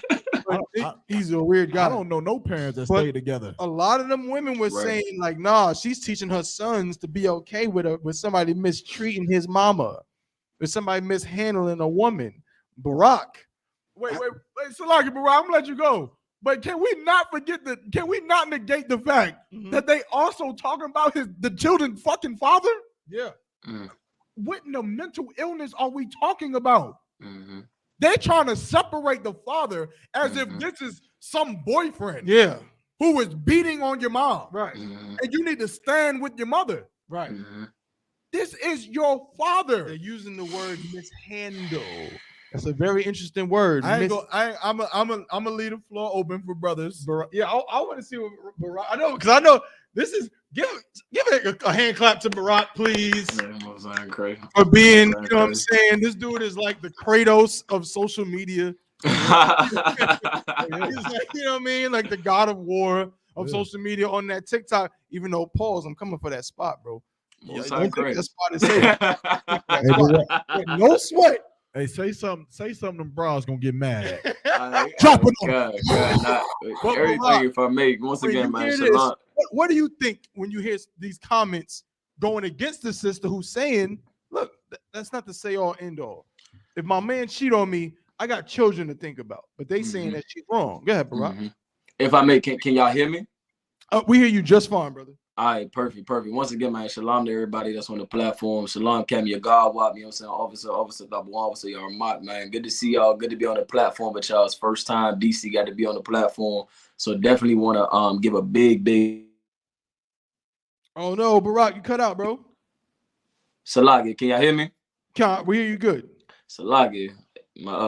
Right now. So it was real good, you know what I'm saying, to have y'all be able to have us on the platform with y'all. But with this sister right here, what I see, you know what I'm saying, with the backlash that this sister is getting, first of all, it sounds real old school. Ain't nothing but, you know, psychological warfare. It's very old school. Back in the early 2000s, I want to say maybe in the 90s and 80s, our grandmothers used to say, it's better to have a little bit of him than none of him. A lot of our grandmothers used to say this type of talk before, that it's better to have a little bit of him than to none of him. And typically, what this sister is saying, it's so deep in root in these children's minds. It's just a psychological warfare that's being waged on us, because just like the scriptures say, man, you take the head out, the rest of the body is going to crumble. And typically, you know, our women have everything in the world to not stay with their man. So much so, they mother, they best friends, they cousins, everybody's giving them that battery in their back to be able to say, you know, I'm worthy of something better. This sister right here, you know, she may not be in the truth or nothing like that, but I will say that she's a woman that's not seeking happiness. She's a woman that is not seeking happiness and would rather suffer, because love is to suffer. She would rather suffer her demons, understand the nature or the, you know what I'm saying, the genetic makeup of a man and all this and above, because there's one thing that Salagi. I know it's pausing. Salagi. My apologies. The one thing that gets me about this type of topic right here when it comes to a lot of women is, before you found out that he was messing with other women, most women is in their mother's face and their friend's face talking about how much they love their man and how much he's doing everything for them, and you know how he's the best thing they've ever ran into and everything they ever had. The moment they find out that he's been messing with another woman, you know, I mean, it is as if none of that had just taken place. I done seen certain events in certain places. You know, I ain't gonna get a brother's whole business, but there's a brother in the world, and he was with this woman for years. I'm talking about at least 15, 20 years. And then took her across the country. He got one of them slaveries that take you across the world. And she told him, if I find out that you is talking to another woman, keep in mind, he done took in her children, then had children with her, you know, then put her in houses and cars, took her around the world, places that most women would dream of going. And she said, regardless of all of that and above, if she found out that he was out here being with another woman, sleeping with another woman, she is going to leave him and do her own thing, or she's going to do her own thing regardless. And that brother ended up calling me that morning at like 2, 3 in the morning, brokenhearted, talking about, you know, just how it is, how he felt that his wife of so many years done said this on, you know, meanwhile, he is out here doing his thing. But, you know, this the fact that how heartbroken he was that his woman would say such a thing. And woman that would do that, I commend this sister because she at least understands that the need and value of her man, which America wants to steal and strip away from the femininity of a black woman, to understand the value and the need that her man's provides, the structure that her man's provide. And typically this sister right here, them comments that she's getting, that backlash she's getting, it ain't nothing but, you know, your typical psychological warfare that tries to get us off the spectrum of understanding what our youth needs to be able to function properly. Right. That's right. Damn yeah, right. I mean, but typically that's my input on the situation with the sister. She's just, you know, I mean, I get it. Like the brother said, some brothers maybe just ain't, you know, ain't built for that multiple conversation. Them brothers that get in the comments, if I may last thing, them brothers that get in the comments, because this kill me. I've yet to say this on any live stream, but these brothers that begin in the comment section trying to go against multiple wives that's them spitting game, and it is the worst game I've ever seen and above. Oh, you need better, queen, and all that and above. Like there's no better route that they can go, and it kills me when these brothers do this type of thing. They get in that comment section, they get to running their mouth about it too. Can I tell a personal story? I probably shouldn't say. Probably. Go ahead. It's on you. Look. Hey, look, we were just up in Spanish Harlem, right? Facts. Right. We did what we did. After that, we went back to the school and we chilled in there for hours. But Rock, you was there for this part, but you had ended up leaving. We ended up driving out to the Bronx, right? Oh, snap. We ended up driving to the Bronx, right? If I'm not mistaken, we drove to the Bronx. We was in the Bronx. We went past Yankee Stadium and all that. We went past Yankee Stadium? Bro, that's crazy. I was asleep. I don't know. I was like, hey, bro, that's the Yankee Stadium right there. And I don't know. You said Con. I probably was probably was out of it a little bit. But you know what? I'm being disingenuous right now because I honestly don't care, because I don't care about baseball whatsoever. That's messed up, but go ahead. It's not messed up. But nonetheless, right? So we ended up going to whatever the name of that club was, and we in there deep. I'm talking about Captain Tazariak was something con fuego. Fuego con fuego. It wasn't salsa con fuego. It might have been salsa con fuego. Yeah, that was probably the name of the club. I know y'all been there. Go ahead. Yeah, shout out to Salsa con fuego, whatever how you say it, right? And we go in there, we all mobbed up, Captain Tazariak, Shaga Pond, the Bar Moth, all the brothers in there. And it happened to be this one sister. And, you know, my rear's probably looking at this right now, but whatever, right? And so this one sister, and then you know how it's always that one woman who's like the hot commodity, right? In the club. In the club. She the hot commodity, right? Yeah. And so, of course, in typical Javelin fashion, she start cleaving on to her brother. I start, trying to, just play like I don't really care, which I really didn't. I didn't actually care. But she started trying to cleave on to her brother. And I remember something happened, right? And I remember Captain Yahanna called me to a sister, right, and her, and he was like, Yahanna, he said something to the extent, I ain't gonna say exactly what he said. He like, tell him, about, and I came up there, and I'm like, yeah, I got 3 wives. Woo. I got 3 wives. You understand? And immediately, the worldliness of my mom was just like, oh yeah, it's it for that. It's over for that. Like she about to go and go get one of the Spanish brothers. Or just move to the side. I tell you one thing, brothers. She talking about coming to the Lord's 55th annual Passover right now. She talking about coming right now, knowing that her brother is working with 3 wives. You understand? Getting from Bronx, New York, where you probably in the neighborhood, you would think that would never ever happen with some Dominican, right? Some Catholic Dominican. You would think would never happen, and now she talking about coming to the Passover. I only say that to say this. Stop being scared to push your culture on people when they are never scared to push their culture on yours. They never scared to tell you about how they live, about how they do, about how they marry, about how they date, how they dance, how they talk, what they eat, what they don't eat, what they celebrate. But for us, it's like we always got to be scared to say, I'm an Israelite and Israelite customs or Israelite culture. Right. It is not a sin or looked down upon for a man to have more than one wife. Right. And you'll be surprised, man. I tell you, you'll be surprised at how many women in the world would just be so shell-shocked at the fact that a man stood in front of them and said, I got another woman, or I got 2 or 3 or 4 or 5 other women, and we still doing what it do. Mm-hmm. So again, I told you the story before from when I was in the house party. Mm-hmm. And I'm telling you this one too. Stop being scared, man, especially you young brothers in the truth. If you got a wife at home, don't cheat on her. Mm-hmm. Don't go to the club and that woman say, are you single? And you say, yeah, I'm single. I ain't got no woman. Don't do that. You understand? Tell that woman if she asks you, or tell her about her goddamn business. I don't know. Mm-hmm. Whichever one you go with. Tell her, hey, that ain't none of your business. This is about me and you right now. But the point is that don't be afraid. Don't be afraid to tell a woman the truth. You understand? Which is that you got more than one wife. And this brother better get ready to tell his woman the truth too. That's right. That he about to have more than one wife. And shout out to that sister for thinking about her children rather than thinking about her emotions, man. Mm-hmm.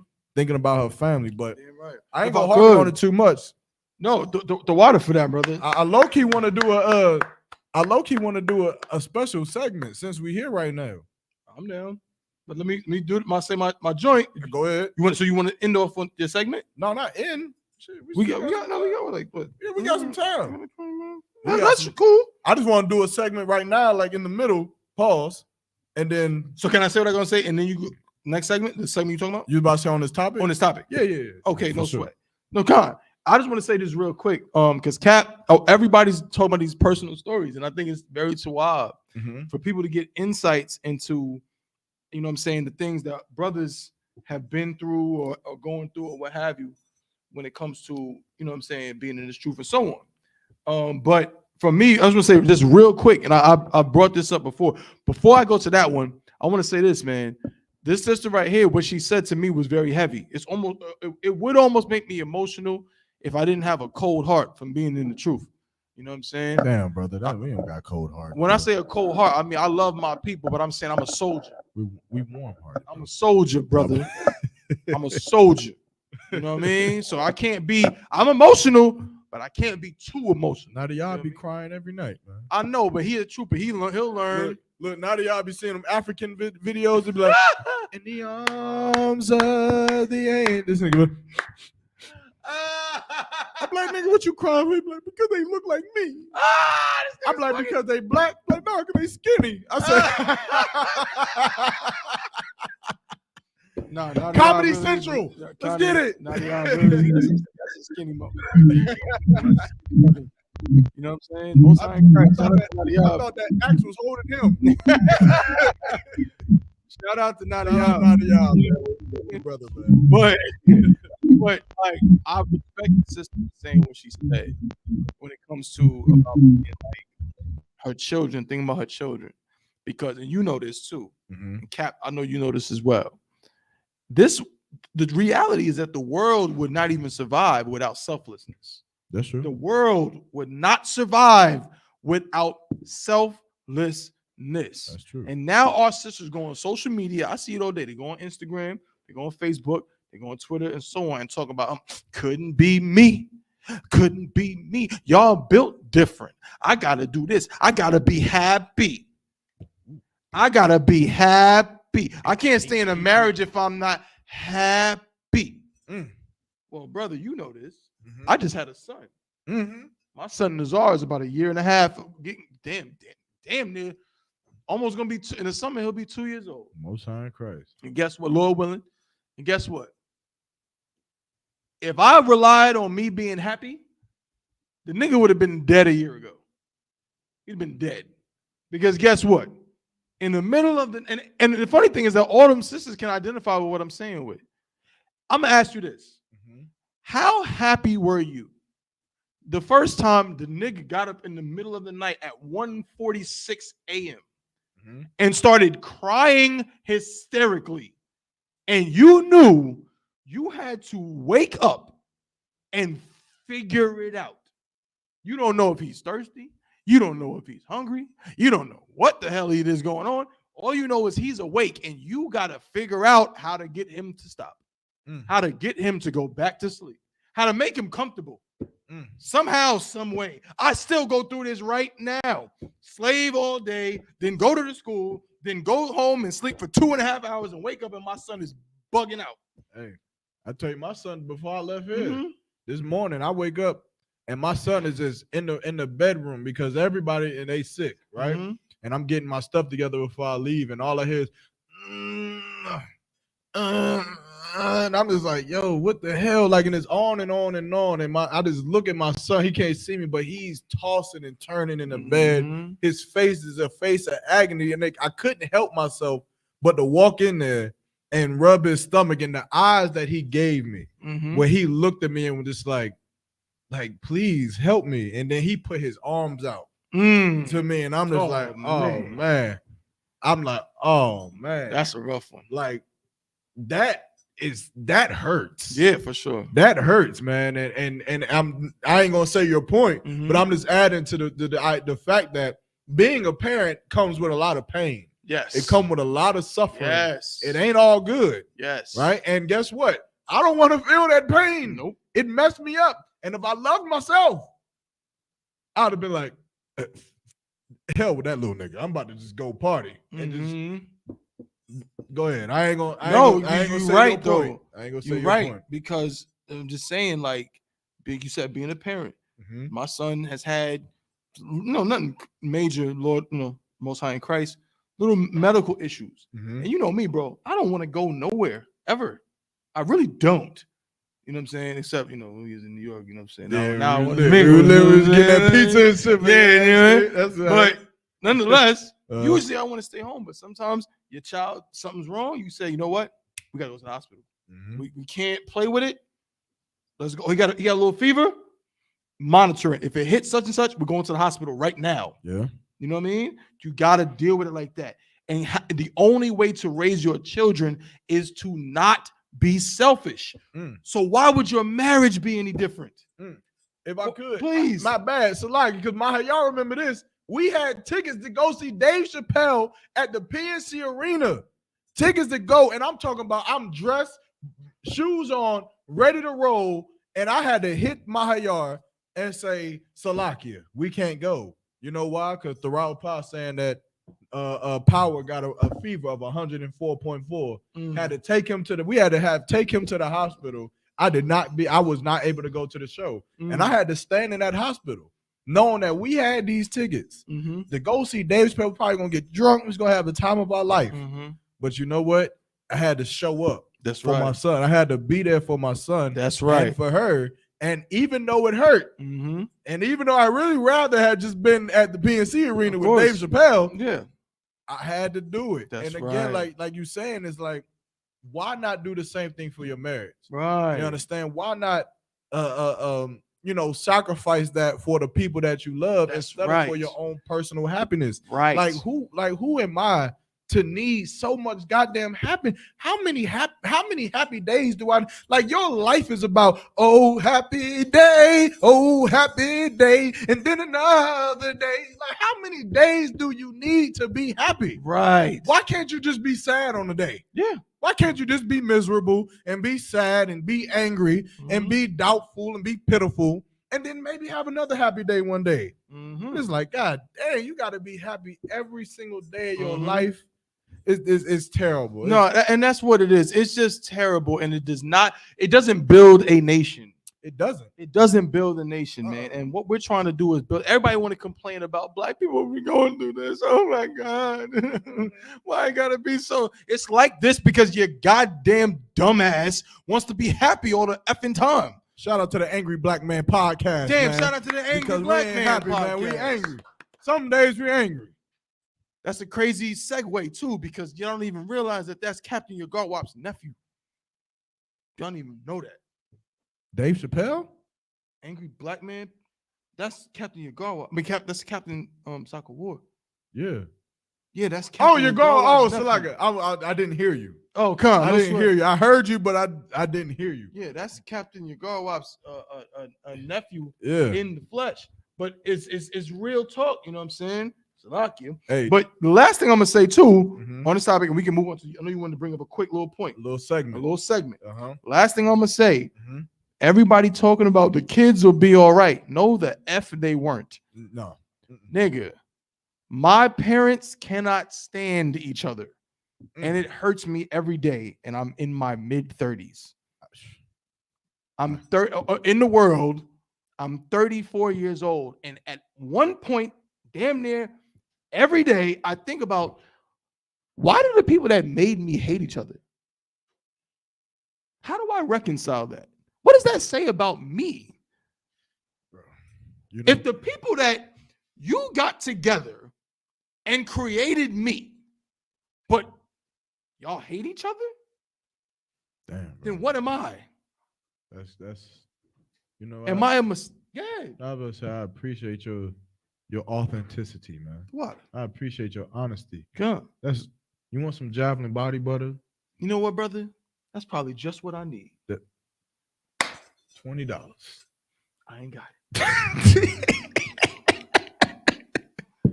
But I'm going through an emotional crisis, and his brother is trying to sell me the javelin. That's the woman's one, though. You trying to say, brother? Trying to sell me the javelin body butters. It's no sweat. Get yours today. Visit I.S.U.P.K.com. I wish, right? Right? Hit me up on Facebook. Yeah, hit Yahanna up on Facebook for the javelin body butters. Or Tazaria. It's made with refined shea, mango, almond, aloe vera, and avocado butter, vitamin E, and fragrance. I didn't even read that. Get your javelin body butters today. Yeah, man. My parents, brother, cannot stand each other, and it messed with me mentally. And when I was a kid, you know what my mom did when I was a kid? Mm-hmm. She did things for the kids. We used to go on vacations, man. When I was a kid, we used to go down to the Jersey Shore. Cap, I'm sure you know about the Jersey Shore. You used to go down to the New Jersey Shore. You know what I'm saying? Down there in Wildwood and all that. We used to do that every summer. And every summer, my mom would just suck it up. She really didn't like it. She didn't like doing it at all. She was like, oh, man, we're not married. It's a facade. But guess what? I didn't give a damn. As a kid, I'm like, Mom, keep doing it. Keep going to them vacations. I don't give a damn how happy you are or happy you're not. She did. Keep doing it. Most High in Christ for Taiwan's mom for taking him down to Jersey Shore. He did not turn out like Paulie D or Vinny and none of them, but Ronnie. Yeah, he turned out. Come on, man. Watch Jersey Shore. I watched Jersey Shore. You did not watch Jersey Shore, bro. The cops are here. The You cops are watched here. Jersey Shore? It's T-shirt time. I watched all of that, man. Good night. Yeah, That was my joint. But you know what, too? You know, this is before I get into this segment, right? I used to have brain aneurysms because my basketball coaches split apart. Oh. Yeah, like that as a child, you see Coach Lockamy and Coach Tony McDonald, and then they split apart. Yeah, they split apart, and it's like, it messes with you. So even on a brotherhood perspective, right? We talking about a man and a wife, but even a parents, but even with a brotherhood perspective, you don't know who you hurt by being so selfish. Right. You don't know. Like you think that, oh, I hate this brother. Me and him fighting, and we gonna separate. But it's like you don't know about the brothers who look up and admire our relationship, admire the fact that Tabawan and Yahanna is so inseparable. Commander General Yahanna and General Mahaiman is so inseparable. You Katazai and Tazariaga. So you don't think about the people who astonish at the relationships that are built in even in the world, like in the truth and in the world, that just brotherhood in its entirety. And then you go and you break that up because of some selfish reason. It's devastating, and it's traumatizing, man, to say the least. It's traumatizing to Blacks, Hispanics, and Native Indians that we have so much in common with each other, and we hate each other so much. We hate each other. That's so traumatizing, man. But we ain't gonna harken on this topic. I wanted to do a segue into this. Now, this is gonna be a little bit Off the Wall, Michael Jackson, 1986. That ain't the year, but I'm gonna say it like it was. Off the Wall came out like 79. Okay, 79. Yep. I was just talking. I messed you up. You messed me up. No sweat. We be on this tequila, Tabawan. Mm-hmm. We've been on this tequila. Yeah. And we ain't talk about this, but I want to see what you think, man. What do you think we give a review of this tequila that I feel like nobody knows about? I'm down. Hey, look, this is the tequila review of the Chainbreakers podcast.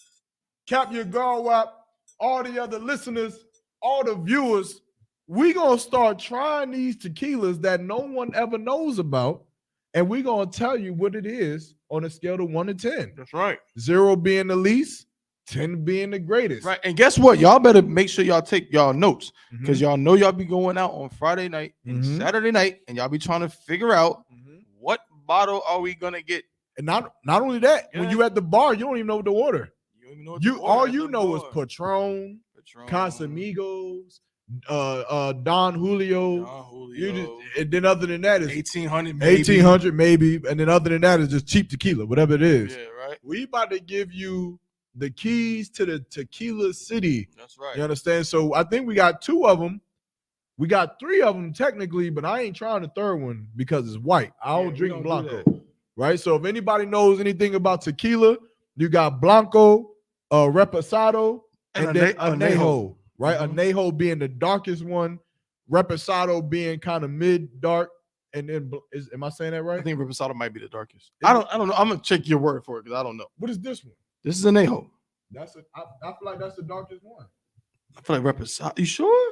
I feel like it is. Somebody in the comments, y'all know about tequila. What y'all talking about, bro? Where is the Royala? The Royala, where you at? Is it Añejo or Reposado darker? I'm gonna say Añejo is the darkest for now.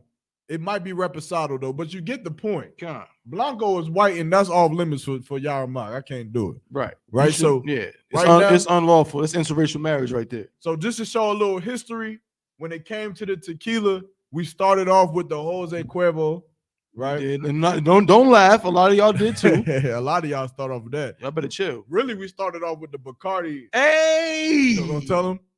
Don't tell him. No sweat. He said, I can't tell you. I ain't gonna tell you. Right, but tequila wise, we started off with the Jose Cuervo, the gold, and then we moved up to what was it Luna Zoo immediately after that? No. We moved, bro. We went through a lot of we went through some tequilas, man. Yeah, we went through a lot. Nonetheless, we went through some tequilas, and now we went to New York. Right, funny story. We went to New York. Yep, and we was walking around on 105th and Lenox. He's lying. Come on, bro. Let me just say what I'm saying. It was not 105th and Lenox. No. We were walking around. We walked down 124th from 3rd Avenue down to 2nd Avenue, and we made a right on 2nd Avenue. We walked down to like 122nd. You see how much you had to say that? You could have just said 125th and Lenox. I would have been confusing somebody. Who? We never went to 125th and Lenox. It didn't type in the chat if you from New York and if you give a damn. Type in the chat. Don't nobody give a damn. Chapat, we on strong drink now. Type in the chat. Chapat don't give a damn about 125th and Lenox or whatever you just said. 10th Ave to 26th Ave. Hey, look, let's review these tequilas so we can do one more story. You're right. So what we got here? So we was looking for Luna Zoo. We couldn't find it. So what the dude said? He said we got this Cazadores. That's what he said. Cazadores. And so we ended up buying the Cazadores because it was a cheap price. It was about how much? The first time we bought it. We got the first time. We got. The first time we bought it was about what? $38? Yeah. The second time we bought it, it was about, was it 20 something? It was like, I think the first time was like 32. The first time was 32 and the second time was like 24. Around here. Yeah. The second time, we got a like damn near a deal. The second time. Yeah, shout out to New Mind York. you, yeah, these joints, these liquor stores was like literally like 3 blocks apart. Yeah, shout out to New York for getting niggas. But nonetheless, so this is what the bottle looks like. Nadia, can you assist us real quick and just show the viewers what this bottle look like? You know, in case Cazadores. Do y'all drink Cazadores? Have y'all heard? We gotta bring it a little bit closer. A little bit closer. There you go. There we go. Most High in Christ. Like two chopsticks holding the bottom. All right, you good. They got it. The water. Bring it back. So hold on. We gonna try both? Yeah, we're gonna do both. Okay. So this one we've tried before, but we're gonna try it again. For everybody who ain't, got nothing in their cup, of course, y'all know we always do the Layah Sha'ala. Sometimes we do it. Hey, Cap, you got something in your cup, sir? Uh-oh. You might be, I think. So go ahead. I was telling them to hand me something to drink. Most High in Christ. Oh God. Damn right. We're gonna try this. Right now we are trying Cazadores. Anejo. What does it say? András Palicio. Hecho en Mexico. What? Oh no, I was about to say this. I believe that means made in Mexico. You know what I'm saying? Hecho. De agave. Right? All tequila. Agave. All right. 1922. Like a cyber fart. Right. Hey, look. Hey, in their cup. We're gonna say Layah Sha'ala, and we're gonna try this particular first. We're gonna try one more. We're gonna do the last topic for the day. You call it, bro. Layah Sha'ala. Layah Sha'ala. Layah Sha'ala. So I'm gonna tell you what. Me personally, I'm a stickler for alcohol. I can't drink everything. I can't drink no white. I can't drink a lot of certain niggas. But this one surprised me. This one is, if I'm rating it out of 10, I would give this one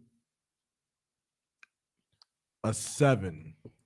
I would say a 6.5, a 7 out of 10. I would give Jose Cuervo a straight 5, a 4.55, and I would give Luna Zoo a 5 out of 10. And this, I'm giving a 5.5 or 6 out of 10. I'm giving it. Yo, this nigga's like I'm a Somali. I'm giving it a solid 5.5. Yeah. 5.5. It has a very almost ricey, like not very sweet. It's not agave. Yeah, it's not agave agave is enough. sweet, and it's not agave enough. It's kind of again like hints, like it's like kind of like a blandish riciness, But it's smooth. to it. It's smooth in terms of it doesn't have much bite to it, Right. but it doesn't have much agave flavor. Like y'all know, if anybody knows Yahanna, you know how I do my Layah Sha'alas. I always tell the story of how I seen Commander General Yahanna do a Layah Sha'ala, and while everybody else took a shot back, Layah Sha'ala was, he took a little sip. It was like, So ever since then, I was like, it must be cool to do that. So I'm gonna just do that. Mm-hmm. But y'all didn't notice, but I just took the whole shot back. Mm-hmm. I ain't really have too many issues with it. It seemed okay. So it's smooth. I'm gonna stick with a 5.5 out of 10. I'm gonna stick with a 5.5 out of 10. I'm gonna give Luna Zul a 5 out of 10. Jose Cuervo, I'm gonna give it a 4. This is better than Luna Zul. I think that I'm thinking that this is a little better than Luna Zul. I'm not wrong. I don't think you're wrong. I think Luna Zul. Now there's other things that come into factor, like the price. This bottle. Go ahead now. Oh, Nadia, what do you think?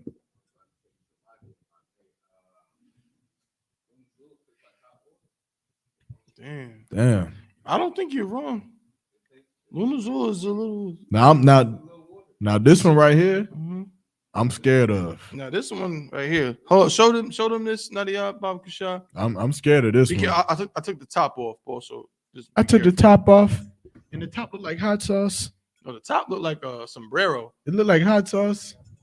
Yeah, this looks like a sombrero that Speedy Gonzalez would It look dance like hot around. sauce. There go the Toro, right? So we're gonna give this one a try. They can see it. That's the water, brother. I'm gonna keep it hot. I'm suggesting that this is gonna be a 2. Cause this is like some. Nah, let me put my own. You finish that first. Yeah. Oh, I'm prejudging. I'm prejudging on this. I'm giving this a 2. You already poured yours? I poured mine. I'm giving this a 2. So this is the what? This is the premium. I hate when people do shit like the Salakia. Genuine El Toro. I hate when they say premium and it be some trash, but El Toro Gold. What's gold in Spanish? Hierro? Hell no. No, I know. I just made that up. I don't know what hierro means. Imported from Mexico. This is 80 proof. This is 80 proof. Tripping cuz. So here we go, man. Oro. I was close then. I said hierro. Golden Spanish is oro. See, I knew something. Oro. So this is El Toro Oro. El Toro Oro. That's probably why they named it Toro. What's Toro mean? Bull. How you know? I know, bro. So this is the golden bull. The golden El Toro. Toro Gold. Toro Oro. With all Nueve dos. All right. Here we go. We're gonna say La Yasha Allah on this one. And then we got one more topic for y'all before we clip it for today. Right now we're trying the premium El Toro Gold Tequila. El Toro Oro. Let's see what it's hitting for. My taco. Y'all ready? Hey, Cap, why don't you call it, Cap? So like, I'll mute you, sir. Still like you out of one. Get and call La Yasha Allah out of one. El Toro. La Yasha Allah. La Yasha Allah.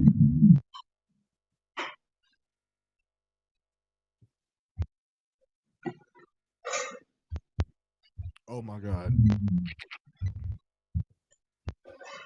Oh my God.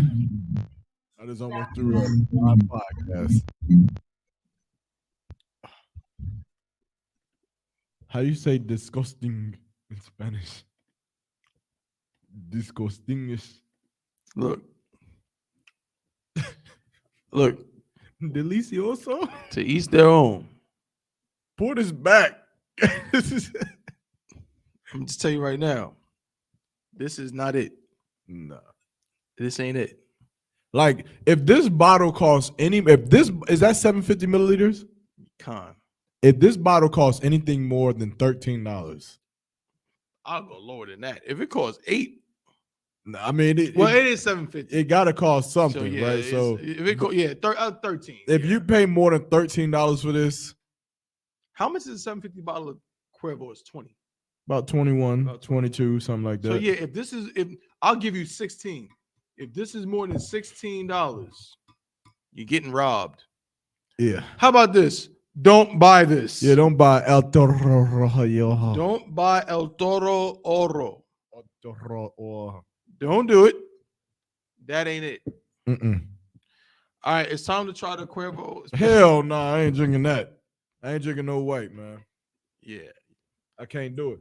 Hey, man. Hey, type in the chat, man. What's your favorite liquor? What type of drink should we try next on the Chainbreakers podcast? I don't think is there any liquor better than Hennessy? Absolutely. What? Don't you better not say that. Hey, Salah, that's strong, right? Concert. That's strong. Okay, yeah. I don't drink no strong, man. Well, you be drinking wine, don't you? Con. But we be on that wine too. No, we mess with some wine. Yeah, I gotta have some good tasting wine. Most hey, shout out to the wine, man. Shout out to the Yayan. Yayan. You feel me? Next episode, we're gonna do the Yayan and the Kazak. What y'all don't know is that we up in the Chainbreakers podcast. I am a sommelier. We are sommeliers. We taste wine. I taste this bull crap. We have man.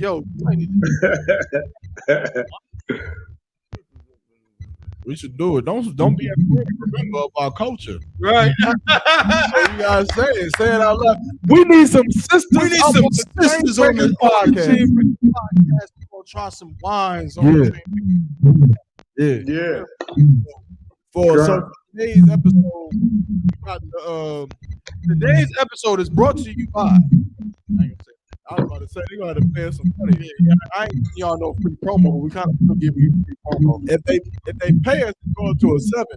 But Cazadores and Cazadores. The El Toro Oro. You understand the El Toro Suavemente. on Nickelodeon. I thought that was Spanish. Just bro. See him, listen. Y'all see what I go through? Y'all see? All right, how about this? Dora, Dora, Dora, the Explorer. That's after my time. I know what it is. All right, man. Let's go, man. Hey, let's get it on. We got the rum chata too, but everybody should know what rum chata tastes like. I ain't about to drink that right now.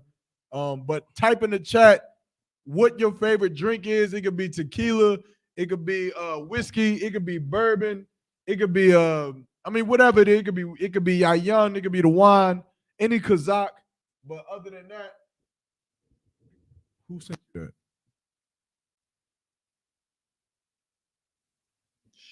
Don't say nothing. No sweat. Go ahead, you were saying. It could be any Yahanna, any Kazakh. Hey man, type in the chat or hit us on the Chainbreakers podcast. Don't hit us with nothing that's mad exclusive without a donation attached to the request. Otherwise, we ain't gonna be able to afford it. But other than that, send in your drink choices, man. We gonna have a drink on the table. Matter of fact, if you send in your drink choice that you want us to test, and you send a donation, it could be $5, it could be $10. We'll put your name on the bottle and we'll give you a shout out after we, try to drink, and we'll you'll get some recognition. So that way you'll have the opportunity right now of putting all of Israel on to a drink that you feel like is muy bien, to a drink that you feel like is great and more than to why.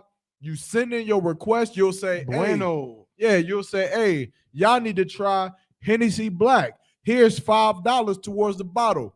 We'll go get the bottle, Lord allow. We'll put your name on the bottle. When we try, we'll shout you out. And then for those who have not tried Hennessy Black, we'll, if we say, if it's an 8 or a 2. I remember last time I had Hennessy Black, I hated it. So this would be a perfect time for y'all to help us get some Hennessy Black. I'll try it again. I'm just using that for an example, but I'm saying for them liquors, because brothers be coming up like, have you tried that Horconitos? I'd be like, I don't even know what the hell Horconitos is. Right. And they'd be like, Horconitos made from Vosenas. I'd be like, ain't you a Judite? Right. How do you know about this? You feel me? So let us know, man. Let us know in the chat. But let's go ahead, man. Let's move on. Let's get to this next story. One last one. Mm-hmm. I want to just talk about this on a slightly more serious note.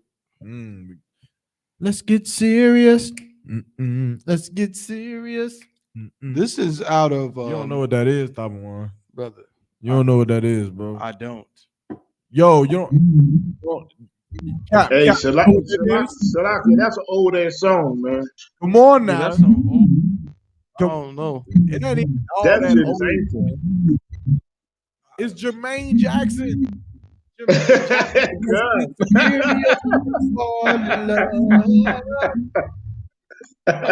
you fucking kidding me? Come on. That was Jermaine Jackson song. And it was decent. Hey, look, I know some Jermaine Jackson songs, Castle Sand, but Jermaine Jackson, listen, you only saying that because his brother is Michael Jackson. Yes. But if he was just some man named Jermaine Jackson. Here's the thing. If his brother wasn't Michael Jackson, okay, we probably wouldn't know who Jermaine Jackson is. Salakia, I'm just saying. And listen, Jermaine, if you're watching, I respect you as a musician. You nice with that bass. You know what I'm saying? I Want You Back. You know what I mean? He did his thing on the bass. Salaki, Akim.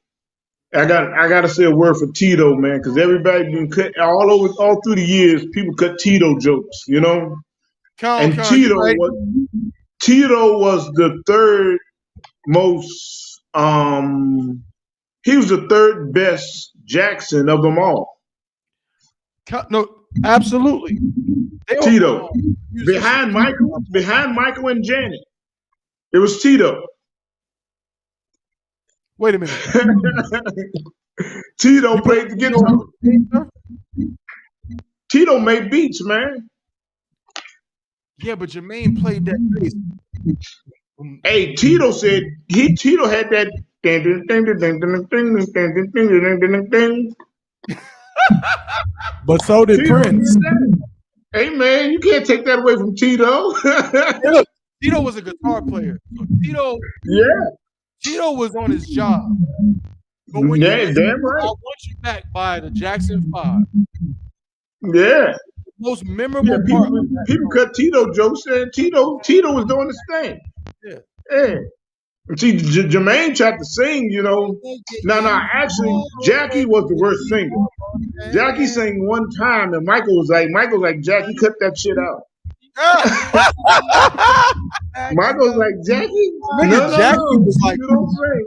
30. Jackie was old as hell. Was still dancing with the Jackson 5. You know what I'm saying? Jackie was old as I don't know what. Michael was Jackie still loving you. Yo, hey, I don't like that. I don't like that. I feel like you talking about me. I'm gonna be the old big brother. My little niggas. Hey, that's what I gotta do to get some money. I'm gonna do it. You're Kazakh brother, ain't you?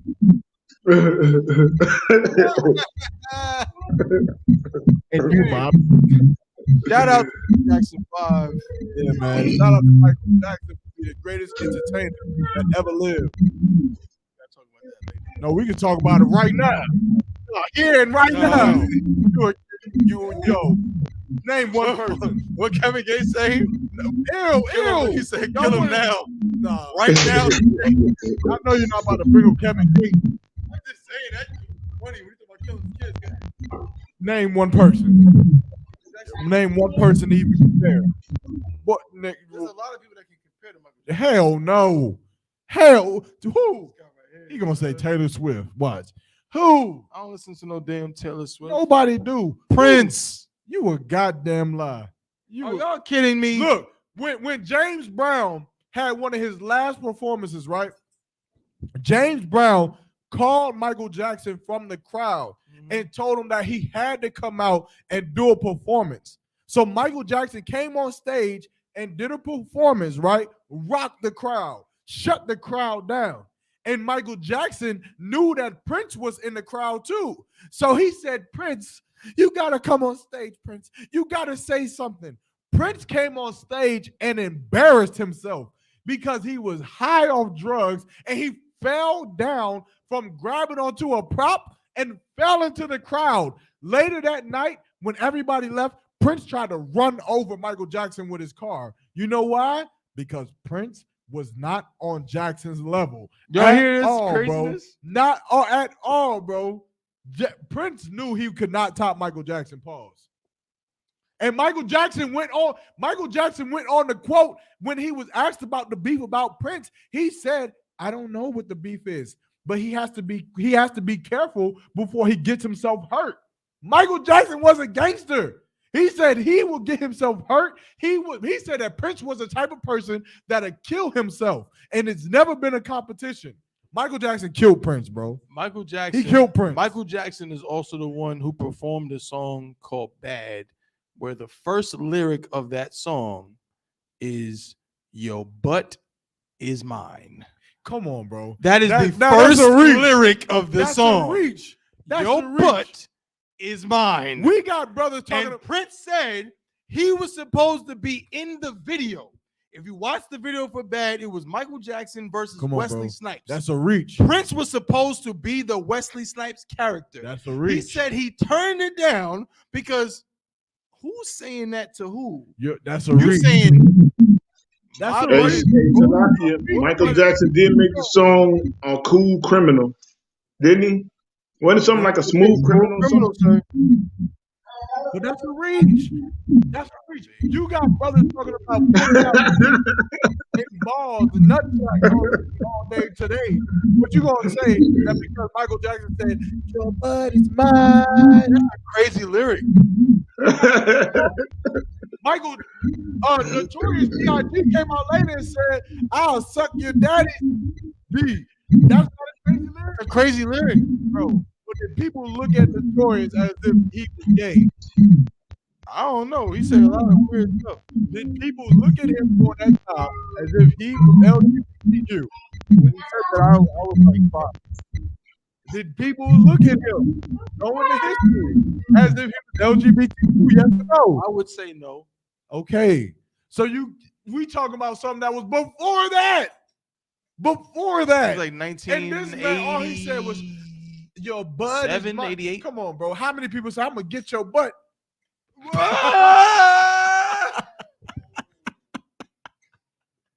Son. Listen. How many people would say that back then? Y'all hear this? I can name like 6 songs about kicking someone's butt. I'm going to kick your butt. Kicking somebody's butt is not saying your butt is mine. Pause. I'm just saying. Your butt is mine. It's crazy. But I'm just saying this. No. All I'm saying is this. The word ass, pause. Your ass is mine. That's crazy. Even that would not have been crazy. That's crazy. Because back then, I don't think no one would ass like that. Hey, y'all brought that up, but the saddest part about it is, Mike was a pedophile, man. I don't know about that. I don't know about that. Hey, Salak, hey, young man, hey, Mike was a pedophile, and then he gonna say your butt is mine. God damn, that's boy. That's a dunt. That's a dunt, man. That's a lot here. If he a pedophile and he's talking to Wesley Snipes or Prince, they ain't children. They adults. So he don't want that. Listen. He want to shoot his butt. Cap. Do not let this brother gaslight you. Hell no. You just said the absolute truth, sir. You a liar, bro. Black people make me sick. Y'all, we gonna end on this. I like it. I was gonna go to another topic. We'll end on this. I love my people. Black people, crazy. Because let me tell you something. Imagine if someone told you that a grown man in his 40s said, yes, I sleep in the bed with little boys. Black people would go insane. Why? If it was anybody except Michael Jackson. Because it's Michael Jackson. Exactly. No, not because it's Michael Jackson in the sense that he's famous and we like his music, but his upbringing and his childhood, it just screams to the idea that he never got it. First of all, Michael Jackson was Jehovah's Witness, so we got to put the blame there too. Michael Jackson's parents were Jehovah's Witnesses. They probably traumatized that boy as a child. See? You see how now they want to talk about the past and how he came up and what went wrong. But guess what? R. Kelly, it's a known fact that he was molested by his sister. It's a known fact. I did not know that. It's a known fact that R. Kelly was molested by his older sister. Well, then I understand. But generally people know that. Maybe you didn't know that. No sweat. But other people know that. They say it doesn't matter. He's an adult. He's supposed to be responsible. And I don't necessarily. Yeah, Salakia, we tried to give Michael a pass so much, man. Nah, we tried to give Michael a pass, and we tried so hard. Just like Chris Rock made him, he did a stand up, and he said, "Damn, we love Mike, but damn," he said, "Another kid." Hey, we tried to give Michael a pass, man, but Mike got them. Then he got them told some. They say you think it's normal for a man, old man, what? How old was Michael then? He was 40. He was like 40 years old. Bridget to sleep in the bed with a young boy, and he go, yes, yes. I mean, come on, man, Mike, come on, man. That was like, damn, Mike. I mean, at least he could have denied it and say, no, there's something wrong. I didn't do it, but damn, he's like, yes, it's okay. Oh, man. We tried so hard to give him, I mean, people did. I mean, I damn sure didn't give him a pass, I was like, damn, that is a freak, man, but people tried to give him a pass so much, man. Like, damn, Mike was. He didn't believe it was Damn. wrong because I feel like his dad was like radio and to a certain extent. Because you know how radio was our word, right? And so it was certain things that radio did that even though to us looking in from the outside, it looked completely outlandish. But to him in his brain, he's like, no, I really believe that there's nothing wrong with this. And he's saying, as far as touching them, that's wrong. I wouldn't do that. And I didn't do that. Here's the thing. The difference between R. Kelly and Michael Jackson is that Michael Jackson was not innocent. He was innocent. So if he was guilty... All right, bro. Hey, Salakia, you're a mark, but Salakia, that's a good point. But Michael had a certain juice he gave him. It was alcohol, wasn't it? What was the name of it? What was the name of the alcohol Mike used to give to the kids? Mm-hmm. It was a name called Magic Juice or something with a jingle to it. Jesus Juice. Was it Jesus Juice? I believe so. God damn. I don't know nothing about this. So if there was something called Jesus, if Michael Jackson in any way intoxicated or put any of these children under any drug influence whatsoever, then I will change my stance. I will change my stance because, for one, that is wrong. And if that could be proven, then even if he wasn't found guilty, I will say he is wrong for even just doing that because that's wrong. You should not be doing that. But is he not wrong for just sleeping in the bed with him? Anybody else, you would not even think about it. No, I would. In the sense of this, is it legally wrong? Is it immoral? Yeah. Is it weird? If yeah. I told you, again, this is obviously not happening. But if I told you, my age, I'm 34 years old. He was 40 something. That's fine. 44. It don't matter if he's 26. If I was 30, if I'm my age, and I told you, like, yeah, you know what I'm saying? Yeah, so when I go, I sleep in the bed with, like, there's a little boy in my neighborhood, he's a good kid, so sometimes I invite him over and he sleeps in the bed with me. For you, yes, but for Michael, no. What? Because you have to remember, you have, for one, why would some kid be in your house? Why would some kid be in Michael's house? These kids were not his family. He has never ever landed. There's people who was coming over there. He probably has a bed bigger than the California King. And and to him, I'm not saying that is right. I'm saying that there is something mental broken inside of him. But he's a pedophile. No, I'm not. I just can't. I can't admit to him being a pedophile. Check it out though. But a lot of people who are pedophiles, look at them mentally. Michael was a pedophile and he was a drug addict. Right. So what I'm saying is this: if you find out right now that some cat who was a drug addict and he went through a lot of mental trauma and all of this kind of stuff, molested a child, you would just probably look at him like, he deserved whatever happened. If Mike would have got arrested like R. Kelly, I would have said he deserved what happened. We all knew R. Kelly was guilty before he got arrested. I didn't. You're not. I'm not that old. Okay, that's fair. That's a fair point. But I remember, and Cap, I don't know, you probably can attest to this. A lot of these old niggas be lying. I remember when that R. Kelly stuff happened. I was a kid. I was like 10 years old. Here's the messed up part about it. everybody right now wants to go on social media and say, "Oh, R. Kelly, you're so disgusting. How could you do? He's just a..." And guess what? I'm not disagreeing with you, but I remember when I was 10, 11 years old and that whole thing happened. Guess what? The DVD used to sell them in the corner stores. What DVD? The R. Kelly sex tape of him. Sex tape? There was a sex tape of what him the hell? with that girl. She was like 14, 15 years old. And there was a sex tape.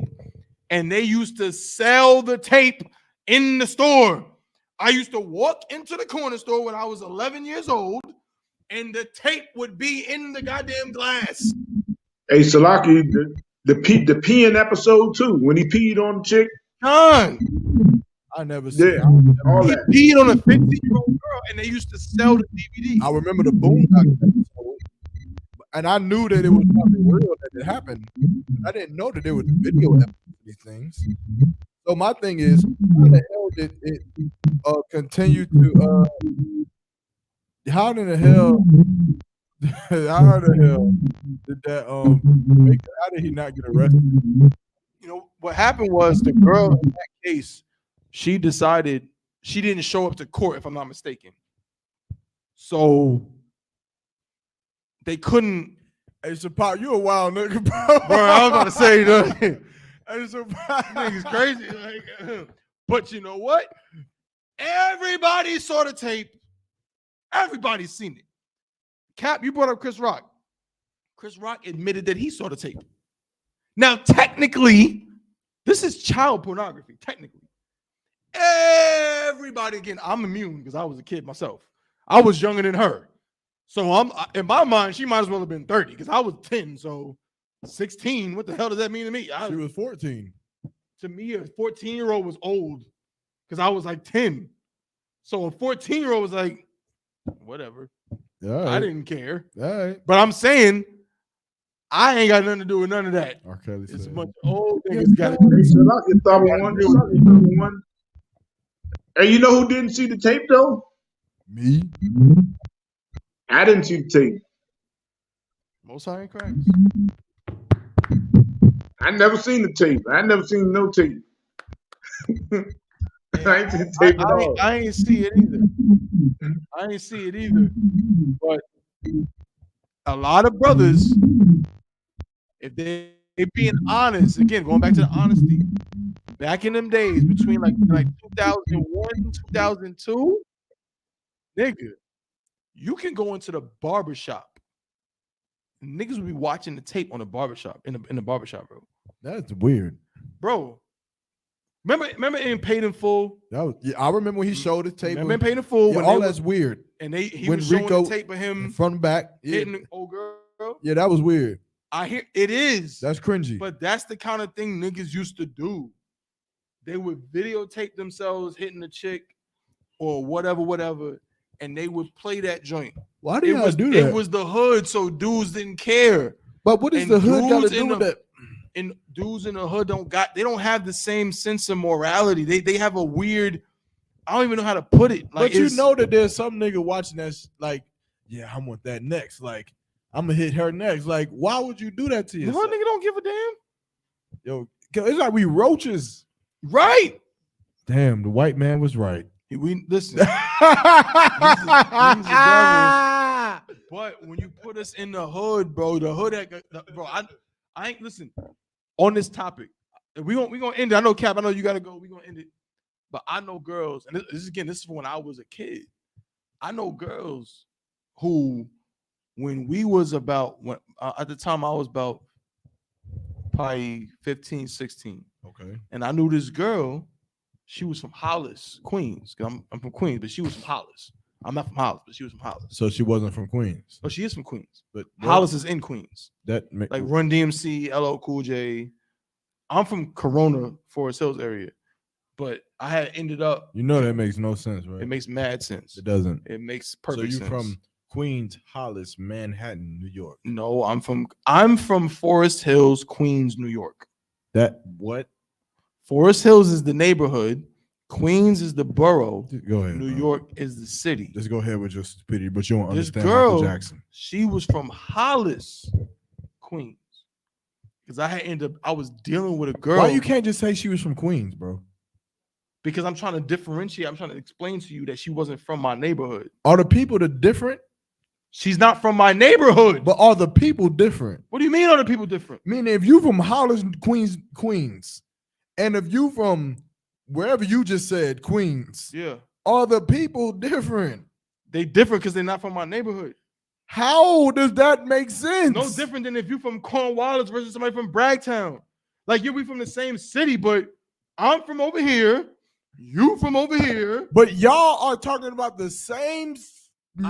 You're talking about the same neighborhood within the neighborhood. I'm just trying to get the point across. No. Yes. No, bro, because you was in bro. Because what's the city? What's the city name? What's the city name? New York is a city.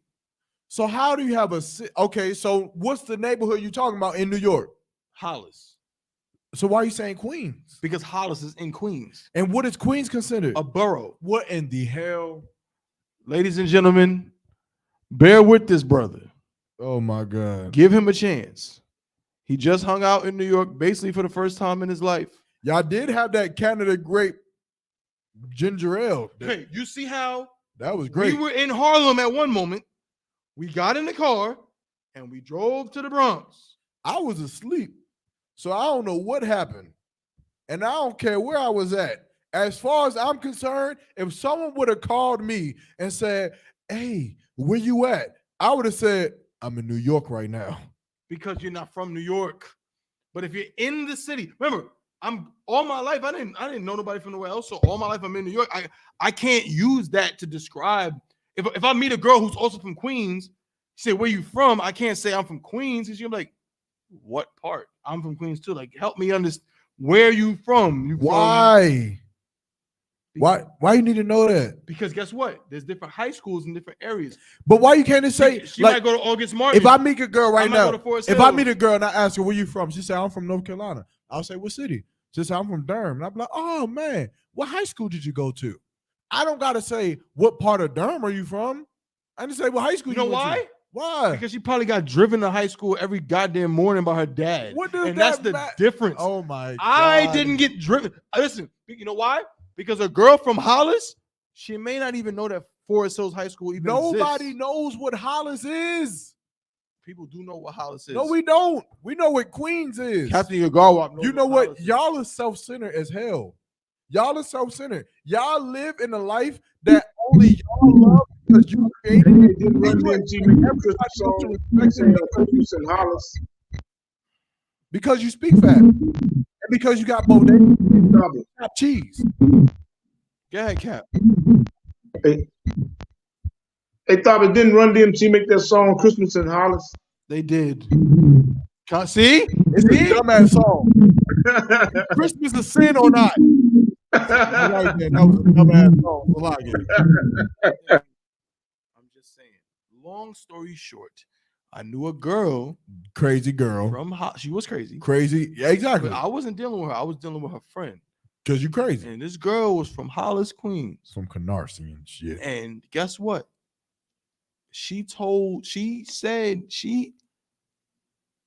Bro, I'm trying to just be delicate. Be real and say you're just from New York. She basically got gangbanged. Oh my God. By multiple dudes. That's what happens in New York. But that's what happens in the hood. Of New York. Of the hood of the world. Of New York. Girls get trained. You this cap, this you New Yorkers. You New Yorkies. Am I lying?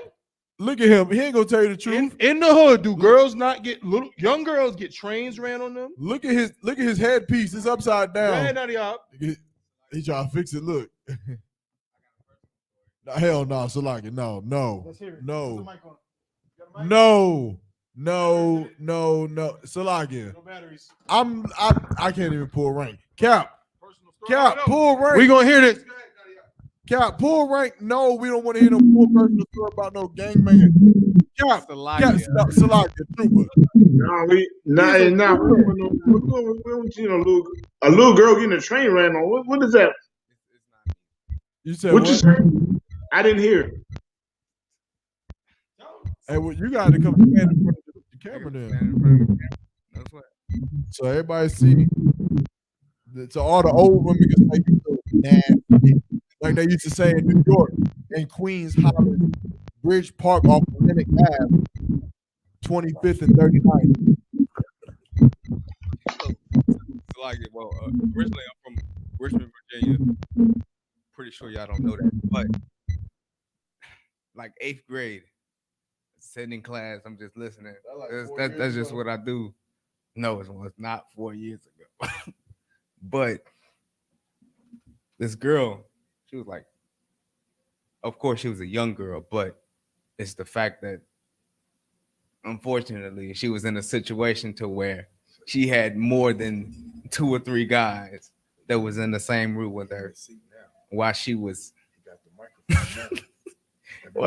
in the process of, doing the do, as people would say. Leviticus chapter 16 mean? Go ahead. So, my point of view is like, how does she get in a situation like that? Or why was she in a situation to where she felt it was a good idea to go through with it? Well, break it down. I mean, You good, bro? I don't know. I don't know what to say. Hey, look. It's like, Shout out to Trooper. I'm gonna say officer. Trooper Nadia. The water. In the hood, crazy answer for things I'm happen. still doing the show. Hold up. Shapata, you want to join the live? I'm gonna send you a quick invite. Yeah, come on, Shapat. Y'all, we going to 3:30. Wait, There's the link right there. it was already 3. It's already 3. We going to 3:35. You gotta go to YouTube. Go to Chainbreakers podcast on YouTube, and the link is in the comments. And everybody who's watching, if you're not in the Israelite school of UPK and you're in the world and you would disagree with us, you get front row seats to join the live. You get to join first. You get rank. Look, come on now. What Nadia just said is absolutely true, and Yarmak is capping to some degree. What did I cap about? In the hood, these things take place. I didn't say that it didn't. Girls get all kind of trains ran on them. them. That's deformation of character. Deformation of character. I didn't say that. Brothers be, you know what I'm saying? That's what happens. I'm not saying it's okay, but that's what takes place in the hood. This girl was 14 years old, and she got basically gangbanged by multiple dudes, one of which was 19 years old. Okay? And Hillsbridge. And I ain't gonna say the area because she might be watching. She probably not watching. Who cares? I don't want to put nobody on the spot. Can't she be saved? Hey, Salaka Thaba, was that a story you was bringing out? You said, was that? No. This is not a story. Or you were just making that point? No, this is coming from the discussion that we're having about these pedophiles and what's going on in these neighborhoods. That's where this came from. This is not from a story, sir. It was because we were talking about Michael Jackson. Yeah. Michael Jackson and so forth. So what I'm saying is, with all of that being said, Michael Jackson is, you know what? I ain't gonna say it. And that's my spirit. It's hard to say. It's hard to say it. He a pedophile? Michael Jackson is the greatest that has ever lived on the planet. Michael Jackson was a musical genius. Come on. He's a genius. He did do what y'all say he did. He evaded it because hey, we got Officer Shapat Dayak, Officer 400 Shapat Dayak. What's going on? Hey, Shapat Dayak. What's the word? Give him the main screen, man. Give him the main screen. You out there with Sonny at? Where you at? Right now, I'm in Virginia right now. Man, that's too close. Are you coming down for Commander Jimmy Yahanna's show? It's Saturday, right? Nah, it's tonight. It's tonight. I can't say I can. I'm about to move right back to DC. Hey, what you want to say? Salaki, what'd you say? Salaki, Cap, you said something, sir? No, I was saying what's up to Shapat. You're good, Cap. I ain't been back home in a minute, man. Yeah, definitely. I always check in with you about these headpieces. Like, can I put this on there? These Good. Look, maybe a little bit too much. I remember when I checked about them boots, if they was good for camp. I got cussed out for that one. You know how Shock is. You know what I'm saying? Like, why are you checking with him for camp? I'm your camp leader. You know what I mean? Wow. Right. Yeah, but if I may, now I was calling it because it's so funny how y'all going back and forth. It sound like y'all go back and forth about everything about South and the North. South and the North. You know what I mean? Right. The differences. Yeah, I could just tell the way y'all going back and forth, whatever. But it sounds like Officer Kazak Ahmad. He thinks he says that everything originated in Chicago. So we gotta go back and forth with him. You know, everything he drilled from drill music, which is true on that one. But he says everything, even the words we say, oh nah, that came from Chicago. We made that first. Good night. I know you ain't talking about that pizza, because that pizza is trash. That pizza is not pizza. Salaki. I like that pizza. Oh my God. Oh, hell no. Where you from? Pizza was not trash. DC. Hey, Where you from? Huh? Where you from? Off of Marlow Heights, Maryland. Suitland, Marlow Heights, Maryland. That's basically DC. Like I could probably stand in the street and I'm in DC and Maryland. Like that. You from Maryland and you talking about some Chicago pizza? Man, I'm trying to tell you, it's torch. It's torch, I'm telling you. I truly myself, I don't really like New York pizza. Every time I go to New York, it's like it's all thin. Listen, you know, you don't even gotta like New York pizza, right? I get that. People want to hate on New York pizza. I ain't gonna hate on New York pizza because I just had some pizza in New York that was absolutely fire. You feel me? Right. I ain't gonna hate on New York pizza. I ain't gonna hate on pizza that you get in North Carolina. But I am gonna say this. Chicago pizza is trash. It's completely not pizza. It's something else. It's not like cheese. It's like cake. It's not even cheese. It's tomato sauce cake. Like like saucy bread pie. Yeah, right. Like what the hell is that? It's not pizza. Come on, man. I don't know. No, I went to Giordano. Tolas. Like the shit be called Tolas instead of it being called pizza. Just make it something different so that I can say, oh, I like Tolas from Chicago. So like it. I mean, I like their whole food scene. Even the glizzies was like that in Chicago. Paul. You said the what? You mean them glizzies where they put all kind of peppers and sauerkraut and all that extra stuff? You like a whole bunch of stuff on the glizzy before you eat it. I like different stuff. You know what I mean? They had the Italian beef sandwich. Paul. Then they had the stuffed pizza. Then they had the glizzies. You know what I mean? And the fact he's calling it a glizzy is making crazier. I'm gonna give you a pass, Chapat. I'm gonna give Chapat a pass because he's from DC. So he should know. No, because in DC, he should know. But it's like a glizzy doesn't have. Correct me if I'm wrong, Chapat. It doesn't have the same connotation. Like it's straight up a hot dog. No. It's straight up a hot dog. That's what we call hot dogs. The glizzy, they gonna flame you. Not when he was coming up. When he was coming up, a glizzy is straight up. It's not weird. He's still coming up. They don't associate a hot dog or a glizzy pause with like a dick pause. Yes, they do. It's the whole point of calling it a glizzy. Chapat, am I right? Am I wrong? Don't lie. That's getting the pause out of the way by just calling it a glizzy. But what I'm saying is, the way they look at a glizzy now, right? Like you gotta if you eating a glizzy, you gotta be a little embarrassed. I hate was it like that back in your day? I hate how Iraq opens the door. It's still like that today. You got to run around the corner. You got to chop it in little pieces or something. Something like don't let somebody catch you eating. I hate how Iraq opens the door, man. You know what I mean? But when you was coming up, it wasn't like that, right? Like a thief in the night. It's like that now. But when you was coming up, how was it? Oh no, I'm a little older. We can man the camera real quick. My day is the 90s. I hear you. Hey, look, I'm gonna get Chappelle a pass. Look at him fixing it. Glizzy works a little different because again, he's an original. Just pick the whole thing word up. Glizzy comes from DC. It does. It comes from DC. Look He's at an original. shout out to Al Rock and his daughters, man. Shout out to Al Rock. Ain't no Glizzy getting in, Word Glizzy come from Glizzy, man. Most High Christ, you can bring it back. Pause. Well said, Shabbat. Hey, look, Hey, Bobby, you said that come from DC? yeah, the word Glizzy comes from DC. It started with pistols. Mumbo sauce. That's what everybody called pistols at first. You know, I got my Glizzy on me.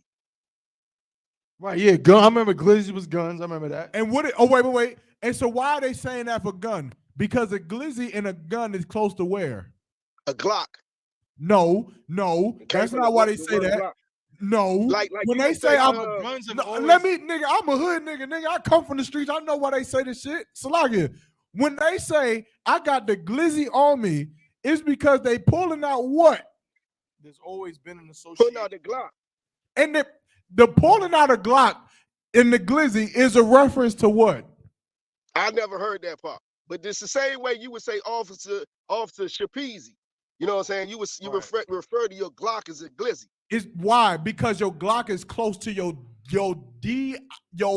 I know what you're That's why they say when I'm pulling it out, it's like they pulling out the D. Yeah, but that's later. Salami. But at Salami, first, I make- Glizzy is just. I get what Shapat's saying. It's no different than again. If you say Shapat, Shapeezy, you know what I'm saying? What? Kanye, Yeezy. It's just you messing with words. So your Glock is now your Glizzy or your. You know what I'm saying? It's Glizzy. It's like So you about to eat a Glizzy? You about to put a Glock in your mouth? came later. No, but you know the Oh word my goodness. the word changed. You know The what? words changed. Like back in the day, we used to say bait. You know how Wale came out with the song bait? In my day, bait was a girl that got passed around the hood. She the bait. But in the youngest day here, the girls be like, I'm the bait. And I'll be like, what? You know what I'm saying? Right. So the bait is a good thing. They like, I'm the one who brings the niggas to everybody. I'm the bait. Right, and exactly. everybody else gets them because of Right, me. But in my day, bait was a horrible thing. You know what I'm saying? But as far as the Glizzy thing, I had to say, Officer Thabawan, you kind of like, if the word was a verse, you'd be adding to the scripture. That's not in it. That's Whoa. That's what I'm talking about. He said, I'm adding with me. yeah, you would be adding to the scripture on that one if Glock was in a verse or something, because it just simply means a Glock. I mean, a Glizzy means Salaki, Glock. I'm agreeing then with you. they changed How it. am I adding to the scripture? Nigga, you added to the scripture. And with that, now we gonna end the Chainbreakers podcast. Then they out He's sure to be here tonight. General committed to the Yahanna, man. Y'all was wrong. Y'all was right about everything. Hey, man. No, you know, I was with you on a lot of things today. A lot of things like the city thing. Like I was saying in the comment, the reason why you was breaking down all the way to Hollis is because in big cities like that, it's so many people concentrated in one spot that you may not, to somebody else, it may not be a far distance, but those people over there got different terminology on everything. You know, they got a different way they dress, you know, where they carry themselves. You know what I mean? It's almost like a different city, but it's not even far. You know, it might be like 5 miles down the block, but they completely different. Mm-hmm. No, you're right. Yeah. We're gonna have to go back and rehash this episode. Hey, man. I think I got played. Yeah. I got played, bro, because I'm telling you, I'm with you, Shapat. You turned your back on me. I don't understand. That part right there. Hell no. Nah, man. Hey, look, you got played. You just you step into the stage and then you got played out. You understand? Nigga. I can't get my tracks now. You know, we working on something. No, don't tell nobody, but I can't get my tracks. Come on, bro. You're not supposed to be telling everybody about that. Leave it alone, brother. Hey, give us a snippet right now on the Chainbreakers podcast live. You want to hit us with a quick 16, Shapat? Come on with it. Let me see. I might be giving something away. Fell on his sphincter, left his stinker on the brink of decomposure. Soldier of the Lord, sword drenched out. While you the decor on the floor, call it Gentile. Poor Satan, yelling cuts since they all bleed. Monsters in my camp like Kruger Mines and Voorhees. Relating in truth, dedicated to those that haters. Watch what you say, cause my niggas pull up like elevators. See, Hellas made us fortified, tried by the fire. Not 100% of pure nigga. Natural shine a red fine. I'm trying to remember it. My bad. Hey, look, check your pot. My niggas come through like cicadas. They leave them shell shocked. I came through like a Jordan. Lay them hell drop. Nigga, I can't rap. I ain't even about to freestyle on this shit. But we about to have to enter a new segment. Freestyle session, Chainbreakers, me and Thabawan. We like Wizards of Waverly Place, waving all the wands, creating magic. No Shaq, ain't no should kill, but know that if Thabawan get hurt, then I should kill, or maybe Chicago pizza, nigga, cause I will drill on a fucking nigga. Chainbreakers podcast. Hey, look, we in this motherfucker right now, the third school, man. The 55th, you not even know if you understand. The 55th annual Passover is coming to Durham, North Carolina, April 20th, 2024. You understand? Be there or be square. We got a list of events every single day of that week, man. Even if you last past the week, we gonna I'm telling you this, man. If you from a different zone and you come out here for the Passover, we going out every goddamn night until you leave, man. Until you leave the state of North Carolina, it's gonna be something to do. So make sure you come through, chill with the brothers, chill with the I.S.U.P.K, chill with Thabawan, myself, Officer Iraq, Captain I.S.U.P.K, troopers, and everybody out here, man. Tonight, ooh, we got Commanding General Yahanna himself in the building right here in this seat, man. Commander General Yahanna breaking out the truth of World War III. That's what you want to see, but that's not what you want to experience. And if you don't want to experience it alone, make sure you get in the class, check in if you online with your name and your city, where you calling from, where you checking in from, man. And let's get it on. Also, shout out to the Javelin products, man. Shout out to Javelin. Shout out to Body Butters by Captain Tazariak Car Gas. Is the name of his website. Shout out to Officer Captain Yagardwap, Officer Kowal, Officer Thabawan, the whole North Carolina camp, man. Like I said, Captain Naya Thought. Also, this too, man, if I could. We're getting ready to start up the raffle again, man. The next raffle has begun. So now everybody's viewing. Hit me up. We about to do a $5 raffle. And every $5 you get one entry for the raffle. And the entry is going to be a max prize of a full Javelin sweatsuit season 2, plus the Javelin body butter by Tazariak Carl Gas, and the oil by Carl Gas. So you're gonna get the sweatsuit, the body butter, and the oil for a price of $5. Now you can enter in as many times as you want, and the bottles is indestructible. You can enter in as many times as you want. So start sending in your funds, your entries. I'm gonna let you know on the next Chainbreakers podcast next week what day we gonna do the drawing. You understand? And we gonna get it in like that. So like it, Thabawan, am I missing something? That's all we got for today. Hey, Salaki, Captain Yagarb, you wanted to bring something out before we roll?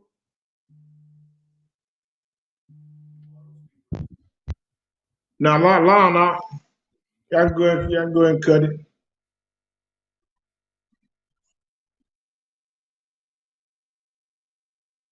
You hear me?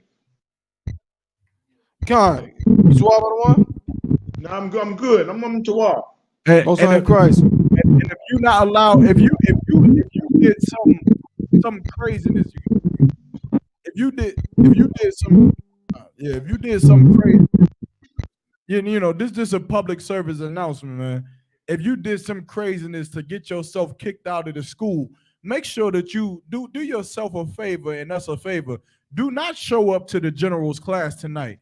Do not show up to the Passover. If you want to say lies about the priests and officers and captains and generals on the school, you want to make up stories and tell fibs about the men of the Lord that give their life to this truth every single day. Do not show up to this door, because you will be embarrassed. And if you being embarrassed fucks with your pride and it makes you try to do something physical, then you will get hurt in front of the men of the Lord. And you do not want to do that. So make sure that you do not show up to any of these classes, any of these events, or any of these high holy days, including the Passover, man, because we stand with our brother. I tell you this, man. I tell you this, and we're in on this. This is the Israelite School of UPK, man. And we brothers, right, and we family in here. And just like me and this brother here, if you love me, you love him. And if you hate him, then you hate me. And that's just what it is for you simple mother effers out there. And if you don't understand it, then stay in that fake Israelite group that you at. Other than that, shalom. Well said, brother. And with that, a Most High in Christ, you're a mom. Damn right. And with that, we're gonna end 55th. I mean, it's like perfect. The 55th episode of the Chainbreakers podcast, brought to you by I.S.U.P.K. under commanded Yahanna. We'll see y'all again next week, Lord willing.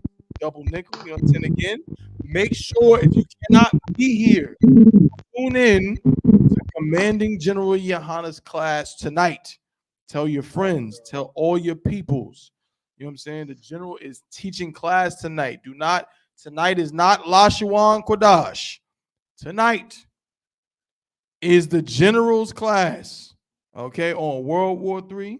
Make sure everybody knows about it. It's going down right here in Durham, North Carolina, 2534 South Roxborough Street, okay? Again, that's 2534 South Roxborough Street. You know what I'm saying? Suite B is going down. You know what I'm saying? So, you know what I'm saying? I got my head covered, so I'll let you close it out with the shalams and all of that. Salakia. To the brothers, shalom, Yahweh Ba'ashem, Yahweh Shah Barakathum. And to the sisters, shalom, Yahweh Shema Alathah Ba'ashem, Yahweh Shah. The water to the brother, Shapat Tayat. The water to the brother, Officer Barak from DC. Y'all brothers, the water, y'all made the show, man. The water. Until next time.